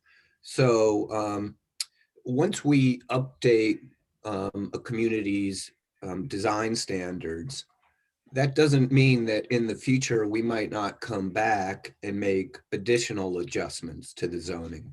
And I think what we've observed since the time the S74 combining designation was adopted is a significant increase in the need for housing based on the job growth that Joe mentioned. So since that S74 combining designation was adopted, the housing crisis has continued to escalate. And the county, like other cities within the county, has really tried to figure out how we can balance the need for new housing with the protection of existing single-family residential neighborhoods. And we've done that by really focusing on opportunity areas. For those commissioners who are familiar with the North Fair Oaks community plan effort. In that case, we took a hard look at the areas that were outside and adjacent to the single family neighborhoods to try and maximize housing opportunities there. And the same is true here. Being adjacent to Woodside Road, we feel like this is an appropriate location to update the zoning designation in a manner that meets our housing needs, but also provides an appropriate transition so that the interior of the existing single family residential neighborhood can be protected. Okay, thank you. Welcome. Commissioner Hanson, do you have, we're moving on now to comments and discussion. Would you like to start off? Commissioner Hanson? And I have real problems with 3 issues.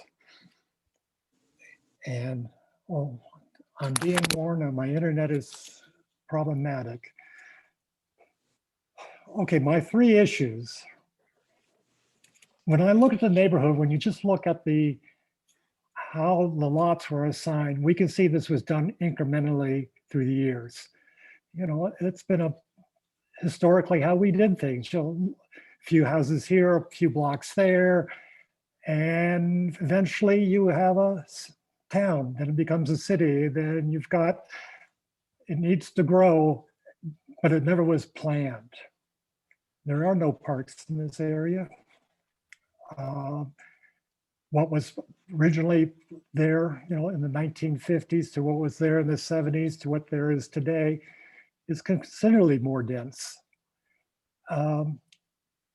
I have no problems with density, but it has to be properly planned. And because the problem with density is traffic and livability. And if you solve the traffic part, but don't solve the livability, it is not a neighborhood you want to live in. And it shows it deteriorates rapidly. And one of the things that makes a neighborhood livable are parks, greenscapes, niches. There's a whole variety of landscape and things like that. Another problem I also see is design review. you know, you're trying to say you're going to transition from here to there, you must be able to look at it and say, yeah, you have a beautiful design, but it doesn't go anywhere. It doesn't transition in the neighborhood. And there'll be no opportunity for this if we approve it the way it is. And I've always had a problem with design review, and I still have a problem with that. And it's underparked.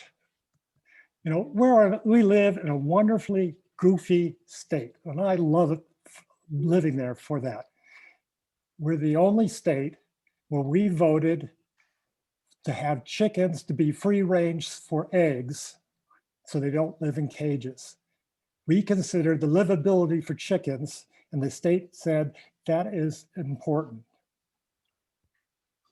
Now, the legislature says, you know, we got to get, and the regional government says you got to put more people in. But we already know that the livability for animals is one of our higher priorities. And I can't go down this road and say, put more people in, but don't make it so it is an enjoyable neighborhood. So we painted ourselves into a corner by doing it incrementally. R3 needs to be planned. We need a design review, and we're underparked. So I can't go down this route. So I'm done. Commissioner Ramirez?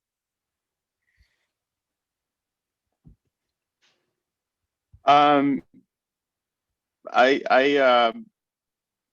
going to say that, you know, I appreciate the comments of Mr. Hansen. And I think this is, for me, is going to be, you know, one of those things that I normally don't disagree with Mr. Hansen. I think we're pretty much in lockstep for the most part. Right now, I'm going to say I am in a little bit of disagreement in regards to the fact that, you know, I know the neighborhood really well. I went to Woodside High School. I biked to school every day up and down Woodside Road. There has always been a lot of traffic on Woodside Road, and people have to be careful, you know, crossing or riding on that. I did it for 4 years. And yes, there was maybe a little bit less back then, but it has always been a highway that, you know, it's a fast highway. And so people have to be extra vigilant when you try to be around there. How far, you know, in protecting the character of the neighborhood,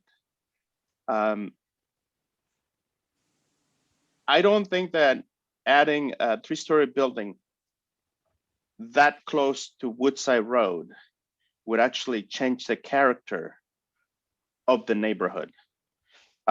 If you actually look, and if you go back to the map, and you actually see from Woodside Road on that side of the track of Sequoia track, and then you see the areas where actually Redwood City controls some of those areas.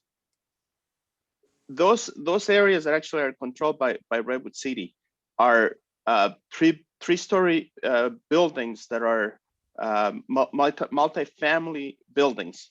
And I can tell you it's like 1887 Woodside Road, 1811 Woodside Road, which are on the same side, but those are controlled by Redwood City. And along the way, as you drive all the way down, there's a whole bunch of buildings like that, much bigger buildings as you go down farther, closer to El Camino. So it's not, I would say this is not going to destroy the character of the building. Now, I was saying, in asking about the affordable housing, I think it is extremely important that we add more affordable housing in our area. I would invite you to go and, you know, walk with me. I do a lot of walking around the area and realize how many people are actually now living in trailers or RVs. more than trailers on the street, on our streets right now. There's tons of people, a lot of people living on the streets right now. Why? Because they cannot afford an apartment in the area. So we need more affordable housing. We need to get these people out of trailers and get them to live in decent places to live. You know, a lot of these people are producing a lot of garbage. You know, just 2 nights ago, I took pictures of people taking garbage outside of these trailers, RVs, just to check and see if at some point they will remove that garbage. So I believe that a lot of this is not in my neighborhood. We're not asking to put this thing in the middle of the neighborhood. It's on the very edge of the neighborhood. And if anything, I think it becomes, it continues to be a buffer zone for the rest of the neighborhood. So for that reason, now I have concern. I am concerned about the, you know, the affordable units that this particular developer wants to create, which is condos. I'm not sure that condos are actually a viable way of creating affordable housing, because I think a lot of these people that we need to get off the streets and into apartments are not going to be able to afford condos. So that's where I have my issue. But besides that, I don't think this building would change the character of the neighborhood. Thank you. Commissioner Santa Cruz. I am a little bit torn with this kind of situation, because when somebody comes over, and that's based on my own personal opinion, somebody comes over and requests to change zoning to high density without having a design review or what is it that they're trying to do with it. It's kind of, for me, it's kind of like giving the opportunity to do whatever with the restrictions that the building inspection will allow. So they can go from 3 units to 5 units to 15 units, and approving a high density without having a preliminary review design what they're trying to do. It's I have issues with that. Regarding affordability, for people who live on the street on trailers, something, I bet that this is not going to be a project that these people will even consider or afford in getting. So, you know, there may be 100,000 new jobs in the area, like Joe was saying, but the fact that we created and build more unit and expensive areas will not going to solve the problem. We're trying to move to build unit and approve unit in areas that are more affordable. And you know, comparing this project to the fact that there's going to be more, there have been more people getting jobs, and we need more housing. It's kind of like apples to oranges for me. So I have issues with approving that this high density area, and because we can approve developing patches of like, we're gonna approve this one, we're not gonna approve that one, and so therefore I it's not about character of the neighborhood, but it's about security, safety, and the impact in traffic and parking. Thank you. Commissioner Gupta.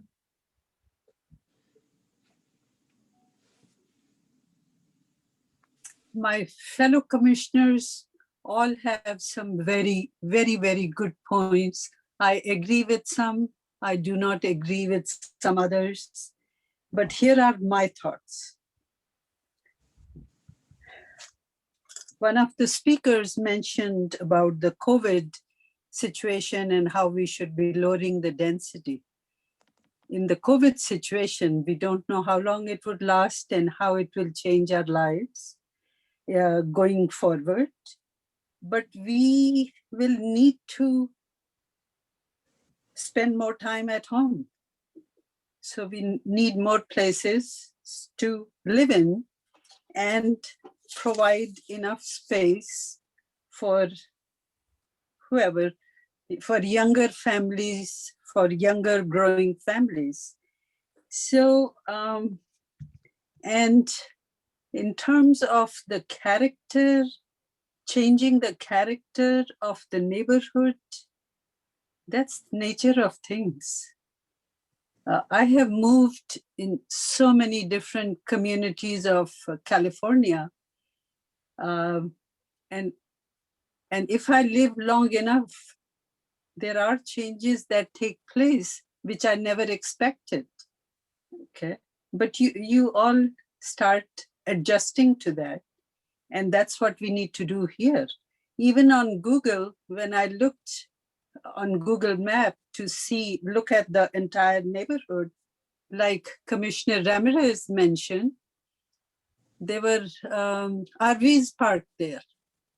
Okay, so there are people who need places. Whether these are the right places for them, time will tell.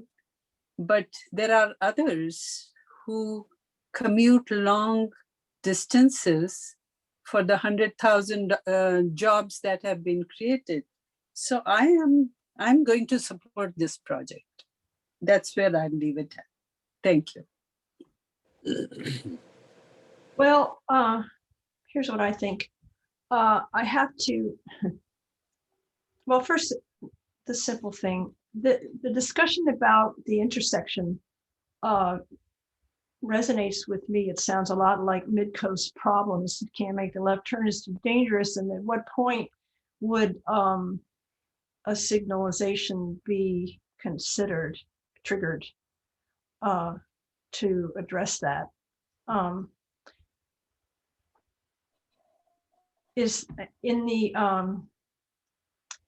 you mentioned that if the zoning is changed, then there are no, barring a subdivision, there would be no further public hearings. Would the traffic be considered as part of the building permit? I mean, for the intersection, that's what I'm saying, if it's so difficult to make a left turn.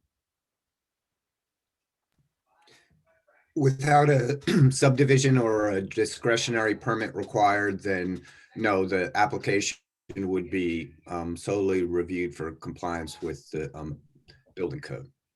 So at what point, I mean, so how does this work Bayside as far as, you know, if an intersection becomes dangerous, what would bring that forward? Is that just Caltrans or what? If I Yes, might.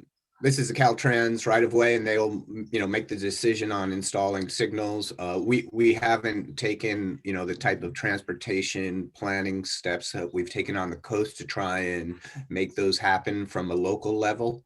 But that could occur in the future. Joe, did you have something to add to that? Thank you. And through, just wanted to add that the county has standards for when a traffic mitigation and a traffic study are required. This project, the allowable density is small enough and the trip generation rate that Summer shared is low enough that our Public Works Department concluded that a detailed traffic study of this project was not required. But in the event that, you know, if the project were larger, but it's not, it could trigger the traffic analysis, which would then look into whether or not signalization of that intersection is necessary. I think it's important to note that there is an ability to turn right onto Woodside Road and go south and either U-turn or make a left a block away and get yourself heading north. I happen to live in this area, so I know it well. And it's I think that, you know, there's ways to get across there, and the one and that signalized intersection is the way that pedestrians can cross. There is a pedestrian crossing to the south, or I guess to the west, that could be improved with rapid flashing beacons to make it safer. And I think that's something that we could look into as part of any project here to improve pedestrian safety. Thank you. I think that relates to what Commissioner Hanson was speaking about, how the area evolved without planning. And, you know, there's no sidewalks, there's no parks. And it's also familiar to me living here on the Mid-Coast as well. So I think when this comes up about there being an issue already in the neighborhood with hazards because of lack of sidewalks and the street parking and the traffic, and that independently of this project, that this is something that needs to be maybe planned now or addressed or alleviated in some way separate from this decision today. And I would certainly encourage that. But as far as this decision today, the most important thing for me, I think, is the housing, and I do support the proposal. I think it sounds like we may have a majority to approve this. May I have a motion, or is there any further discussion? Sorry. Then may we have a motion? May I make the motion? Sure, yes. Okay. Need to look at it.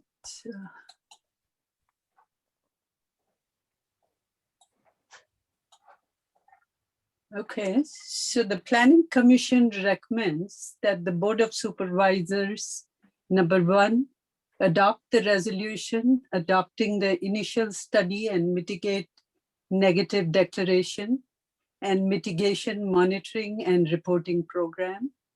Number 2, adopt the resolution to change the subject parcel's general plan land use designation from medium density residential to high density residential. And number 3, adopt the ordinance to change the subject parcel's zoning map designation from R1/S74 one family residential per 5,000 square feet lot minimum to R3/S3 multiple family residential per 5,000 square feet lot minimum. Is there a second? Sorry. I second the motion. We have a motion and a second. Roll call, please. Commissioner Gupta, Aye. Commissioner Santa Cruz, You are muted. No, I'm not in support. Commissioner Hanson, Nay. Commissioner Ramirez, Aye. Chair Ketchum. Aye. Thank you. So we have, the motion is approved 3-2 with Commissioner Santa Cruz and Hanson opposed. Item. Thank you, Chair Ketchum. And I would like to point out for those folks who are in attendance for this item that the Planning Commission's action is a recommendation to the Board of Supervisors. So there will be subsequent hearings at the Board of Supervisors, which you will be welcome to participate within. Thank you, Chair. Thank you. So moving on to item 3 on the regular agenda, will staff please introduce the item?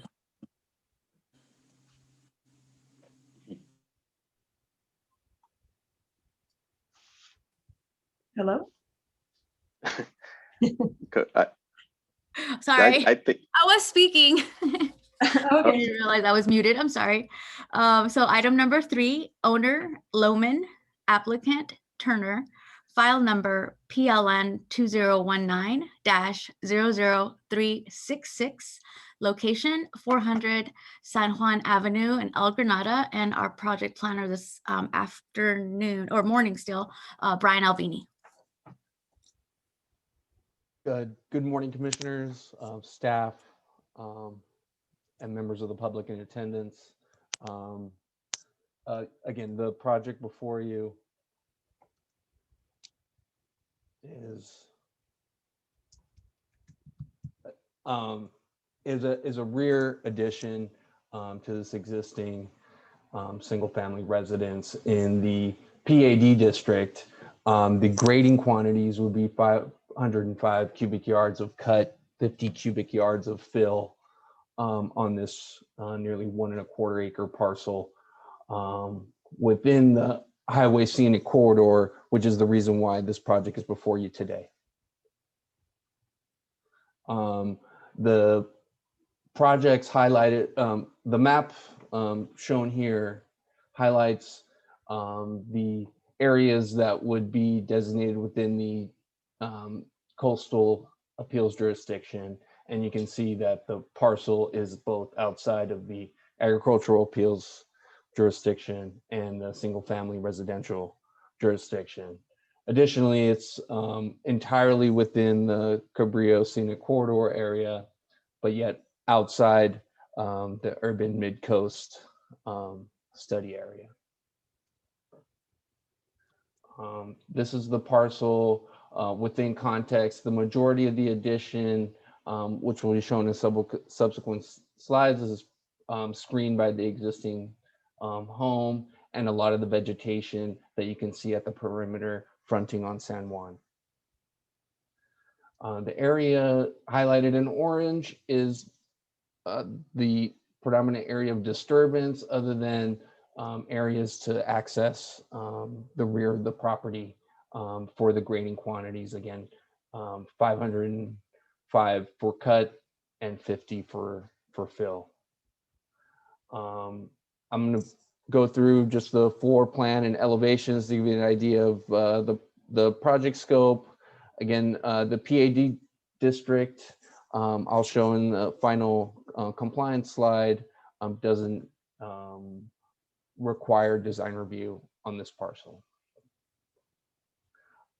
This is the second floor addition. You'll see it's all pretty much highlighted in the rear.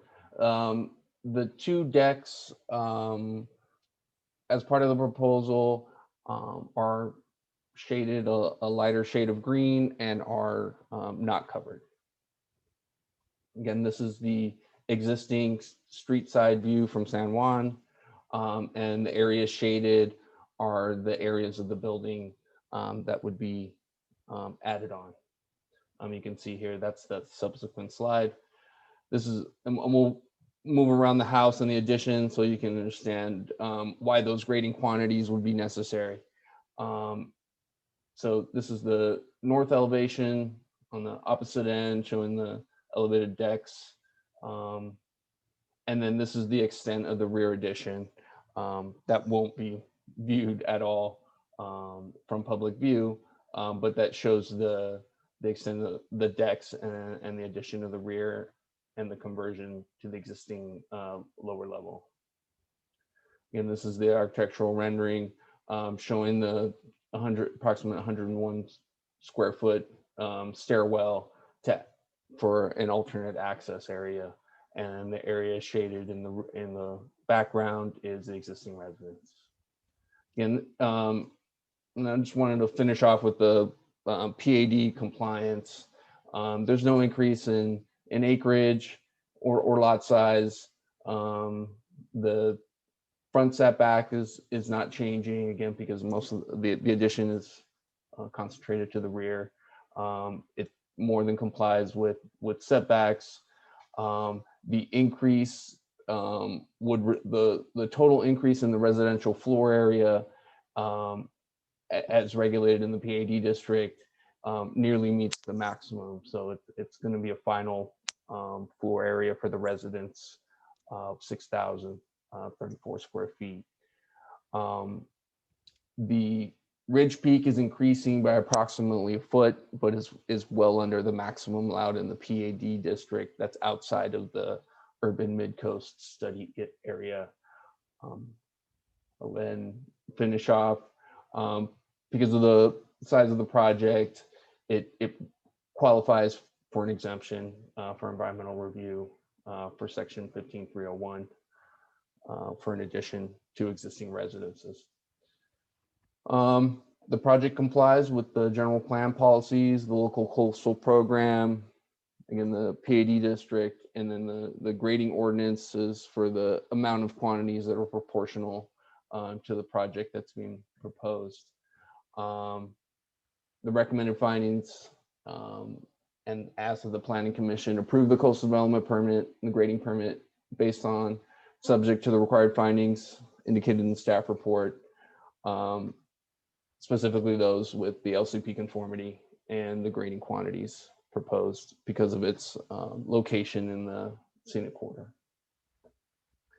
And that concludes my project. I'm available for any questions you might have. Do commissioners have questions for the staff and applicant? Or, well, for the staff at this point, should we start with Commissioner Hanson?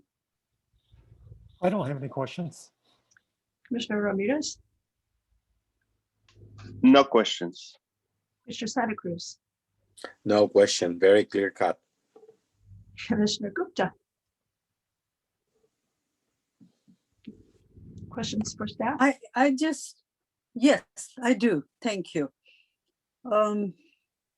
My question really, it looks like a very clear design, but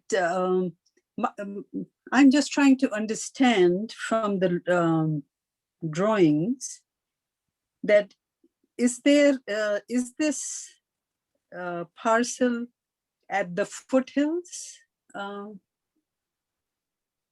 Yeah, yes. Perfect drawing, yeah.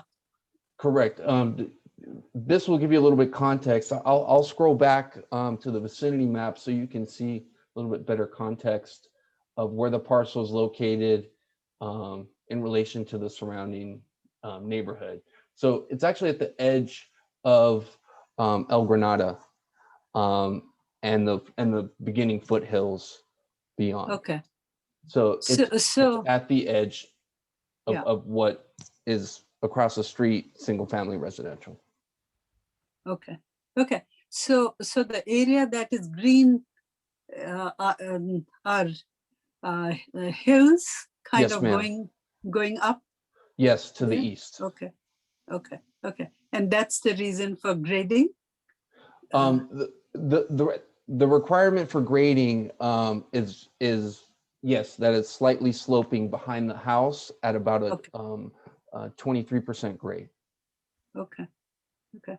And I can actually if I show you, if you permit me to show you an elevation, it better illustrates the need here. The retaining wall on the furthest right shows the grading quantity. So you'll see that the natural grade is about 3 to 4 feet higher than the finished grade they're proposing for the final addition. okay. Okay. So has there been any erosion in the past on this parcel? Not to the extent where there was a landslide failure or underlying geological hazards. This is outside of any known fault lines or known mapped landslides. Okay. And so there are no special measures being put in place to prevent any kind of erosion because of grading? Yes, there was. This project will be subject to the erosion control requirements and has been reviewed by the geotechnical engineering and have been approved with conditions as included in the staff report in attachment A. Okay. Okay. Thank you. Thank you. That course. was my only question. Thank you, Commissioner. Does the applicant wish to speak? Mr. Turner?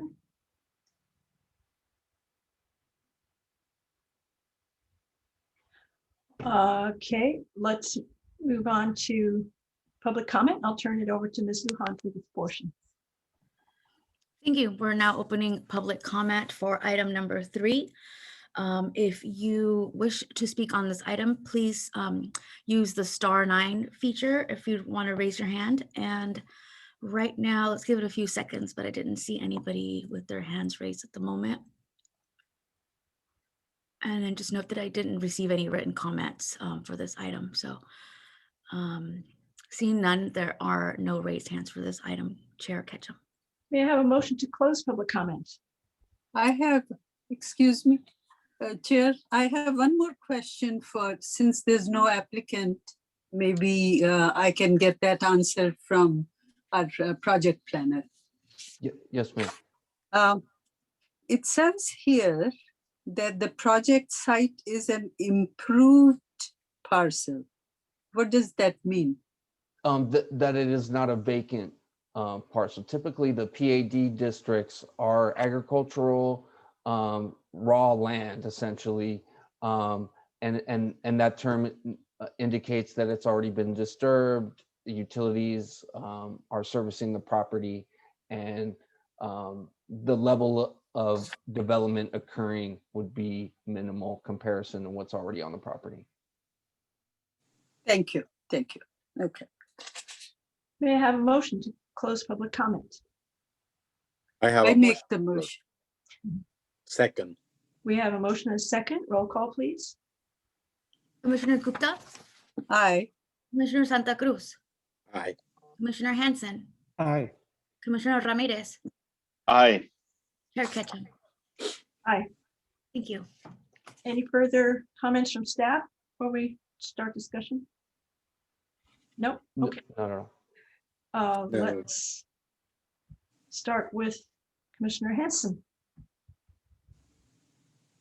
I think it's a simple, straightforward application that meets all the requirements, and I don't have any more questions other than unless someone brings up something, I'm going to support this. Commissioner Ramirez. Yeah, I too will support this project. I think it's a beautiful project, the way they designed it. So no, that's it. Commissioner Santa Cruz. It's a very straightforward project, and I will fully support it. And I'm ready to file a motion once everyone have their own saying. Commissioner Gupta. Looks very good. It was really nice to go over it, and I'm in support of the project. I support the project as well. So we're ready for a motion. Commissioner Santa Cruz, did you want to do that? Okay, Commissioner Ketchum. That the Planning Commission approve the coastal development permit and grading permit, county file number PLN 2019-00366, based on and subject to the required finding and condition of approval listed in attachment A. I second. We have a motion and a second. May we have roll call, please? Commissioner Gupta? Aye. Commissioner Santa Cruz? Aye. Commissioner Hanson? Aye. Commissioner Ramirez? Aye. Chair Ketchum. Aye. Thank you. Project is approved unanimously. We'll move on now to the director's portion of the meeting. Thank you, Commissioner. Thank you, Chair Ketchum and Commissioners. See, for the director's report, first regarding correspondence, I have none to report to you today. I am not recommending a study session for next meeting, but we do have 2 items, one of them being an update to the county's childcare regulations. The intent of this update is to make the permitting process for such needed facilities a little bit simpler and straightforward.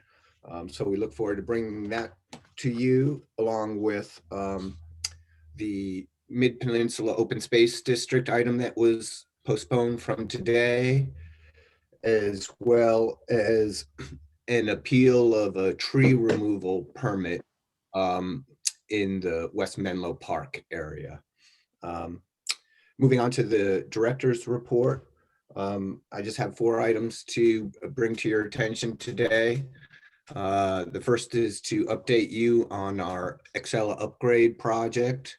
As you may recall, we went live with the first phase of the upgrade on February 1st, and we're set to go live with the second phase this upcoming Monday, March 1st. So things are proceeding well with that, and we are very excited to be moving forward with this new system. We touched today on the housing element update, and that's really kicking into full gear now. Just wanted to report back to you on some of the numbers that came up in the earlier hearing. In the last round of the housing element update, our regional allocation was approximately 900 new units. According to the draft regional housing allocation, we will now be responsible for accommodating 3,000 new units. So tripled in compared to the last round, which is going to be particularly challenging for the county. So a lot more to come on that. Another state mandate that we need to address is stormwater and water quality protection. As you may know, the county is subject to the requirements of the municipal regional permit issued by the State Water Quality Control Board, which regulates discharges in the county. And those state and regional requirements are being updated at the current time. And it appears as if those regulations will significantly increase the number of projects that are going to be subject to more detailed drainage review, erosion control requirements, and so forth. So we're making our best effort to address those requirements at the moment. And then finally, I just wanted to give the commissioners a heads up that the Cypress Point Local Coastal Program Amendment, which was recommended for approval by this commission and was approved by the Board of Supervisors for submittal to the Coastal Commission, is now scheduled to be on the Coastal Commission's March agenda. So if you're interested, I'd encourage you to tune in. It's always interesting to watch Coastal Commission hearing, and there might be some interesting discussions regarding this matter. Whether or not you can tune in, I'll be sure to report back to you on the results of that hearing. So that concludes my report. I'd be happy to answer any questions. Any questions? This includes the portion of the agenda. Are there any commissioner updates or questions? May I? Yes. Okay. Steve, you'll be happy to know I was able to find Excel on my own. Yeah, so it's not difficult to find that. I still have to go through it a little more, but that was nice. Okay. The question that I have is that there was something about additional contact tracers on Board of Supervisors meeting yesterday. Is your staff still involved in contact tracing? Yes, indeed. And thank you for that question, Commissioner Gupta. We currently have 2 staff dedicated as full-time contact tracers. And I also have a member of my IT team who's working primarily for the Emergency Operations Center in administering the vaccine program. So our department continues to make contributions to those efforts. So you are still kind of 2 staff short in that respect. That makes it 3, in fact. 3. And 2 of them happen to be on my IT team, which has made the rollout of this upgraded system a little bit more challenging. But we've gotten some excellent assistance from our Information Services Department of the county. And although it has hampered our, contributing our staff to this response has hampered our ability to meet current demands for permits and other work, we're happy to do it. I mean, this is part of our job as county employees to be disaster workers. So that's really got to take priority, and the department will continue to do what we need to do to make sure that the county is, addressing these really critical issues. Great, great. That's good to know. And my last question is, county moving into red tier, does that change anything in terms of opening for your departments? Oh, for my department, not necessarily, but I'm glad you asked that question, because there has been somewhat of a recent development that I might have briefed to you on previously. The county has been working to install a customer service window in the building within which the planning and building department offices are located. That service window has been completed, and it's now just being retrofitted with the workstations. And so there will be in the very near future an opportunity for the public to approach a window that's got the plexiglass and the sliding doors, so that we can exchange papers and so forth. So we will be ramping up our face-to-face services as we go. So this customer service window will be the first step, but I would envision that if we continue to move in the positive direction here in terms of fewer cases, then we will continue to expand and hopefully be back to in-person service before the conclusion of this year. Great, great. So you guys are moving right along. Thank That you. we are, but I think there's been some silver linings with this whole pandemic, and the motivation to get our electronic system functioning as well as possible, I think, is one of them. And so we'll continue to keep the momentum going to facilitate transactions that people can do from the comfort from their home, because I think that's the future that we'll be living in. Right. Yeah, we don't want to slow that down. No. Yeah. Thank you. You're very welcome. A quick question for Steve. Steve, did you upgrade your internet service? Because today was without a glitch. It's funny you should ask. You might notice different surroundings here. Janice asked me, what are you, in the bathroom? Well, it's not my bathroom, I promise you. I did say that. No, it's my new office cubby, and it is located directly on top of my Wi-Fi transmitter. So yeah, it minimizes the glitches for sure. I'm glad that made a difference. Excellent. Okay. We'll just get you a background filter. You can just do a background filter. Well, to be honest, I have a tapestry hanging over our bulletin board with all of our Post-its and stuff. And I didn't realize when I picked out my tie, it kind of matches. So I thought it was a good match, actually. Yes. I have oh, sorry, go ahead. Oh, I have a couple of questions, some confusion, actually. Recently, a couple items went through their process and that I would have thought would have come to the Planning Commission. So if you could help me understand why they didn't. The first one was the negative declaration for the Murata Road Bridge replacement. It was my understanding that those negative neg decks came to the Planning Commission. So that did go directly to the board. So the Murata Road project is under the oversight of the Public Works Department.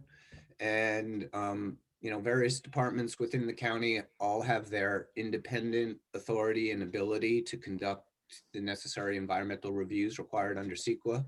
So Public Works is in the practice of preparing its own CEQA documents and complying through CEQA through avenues other than coming to the Planning Commission. Tim can, provide the details, but CEQA does not mandate that certification occur by the Planning Commission. It's by the local jurisdiction, and depending on the nature of the project and who the decision maker is, the CEQA process can be fulfilled in a variety of ways. Yeah, I would agree with everything Steve said, but I would also couch it in this way. CEQA doesn't exist independently of decisions. Project approvals trigger a need to have an environmental document. So if a project's approval pathway passes through the Planning Commission, then the environmental document will go as well. But because this was a decision made by the Board of Supervisors at the request of a county department that didn't require the issuance of planning permits, then there was no environmental document process that would have implicated the Planning Commission. So it's not CEQA particularly, it has to do with whether or not the Public Works Department needed any permits from planning to do what they did. I see, that helps. And the second project was the active transportation plan for the unincorporated county, where I had expected that the final draft would come before the Planning Commission, and yet it didn't. It just went straight to the board and was approved.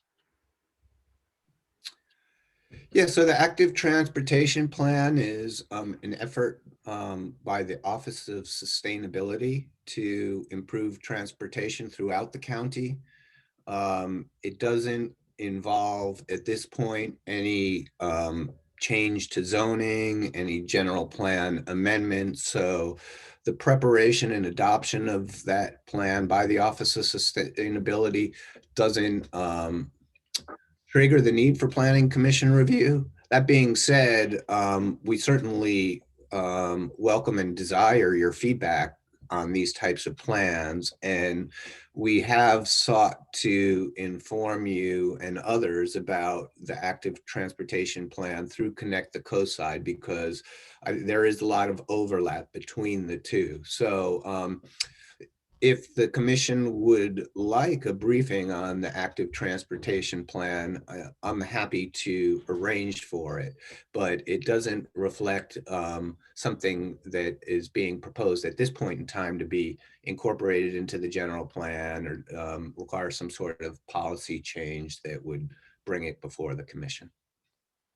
Well, I would not be requesting that at this point. I mean, the board has already approved, adopted, or whatever they did. I guess from my perspective, it was frustrating because I participated in every time input was requested. I gave my input, and there was some projects proposed for Princeton, which is my neighborhood, and they proposed a three-way stop sign, which, and I've been involved in Plan Princeton all along. In fact, I remember Steve going on a circulation walk through Princeton, and the suggestion never came up then. And every time through the active transportation plan, when they had something to look at and comment on, I made my comment and I said, don't do that. And finally, the third time in November, when so I said that again. And then when the plan came to the Board of Supervisors, the one thing I got from that was they changed it to consider a three-way stop sign there. So I don't know, I guess I thought that if it came to the Planning Commission, maybe when I said it, then it would have more weight, but that was all the reason I brought it up. And so hopefully they'll never get around to it, that part. And, just on that note, that project would be a public works project in the coastal zone that would trigger a coastal permit, which would need to be processed by the commission. So while you might not have had a role in the plan adoption to the degree, there are projects in the coastal zone that will trigger CDPs. They will come before the commission.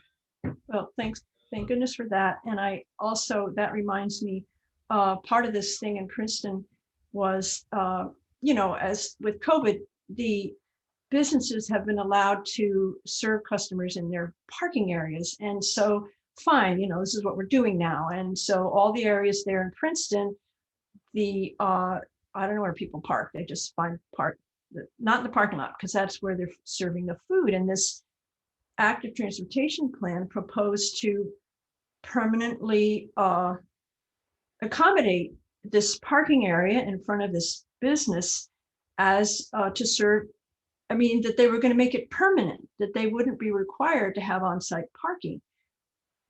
That's not in the general plan overall, is it? Because I know in the past, it's been very important that the businesses have to have their on-site parking. The county's not going to permanently give that up, are they? No, that's not the intent. The exception to parking requirements is a temporary one, only intended to help businesses during the pandemic, and it will be not applicable once once the pandemic's over. So if there was any proposal to set aside parking requirements in the active transportation plan, those are only conceptual, because they would require regulatory amendments in order to take effect, and those would come before the commission. Okay, thanks very much. That's it for me. So anybody else? Are we done? The meeting is now adjourned. Thank you. Thanks, everyone. Thank you, guys. Bye-bye. Bye.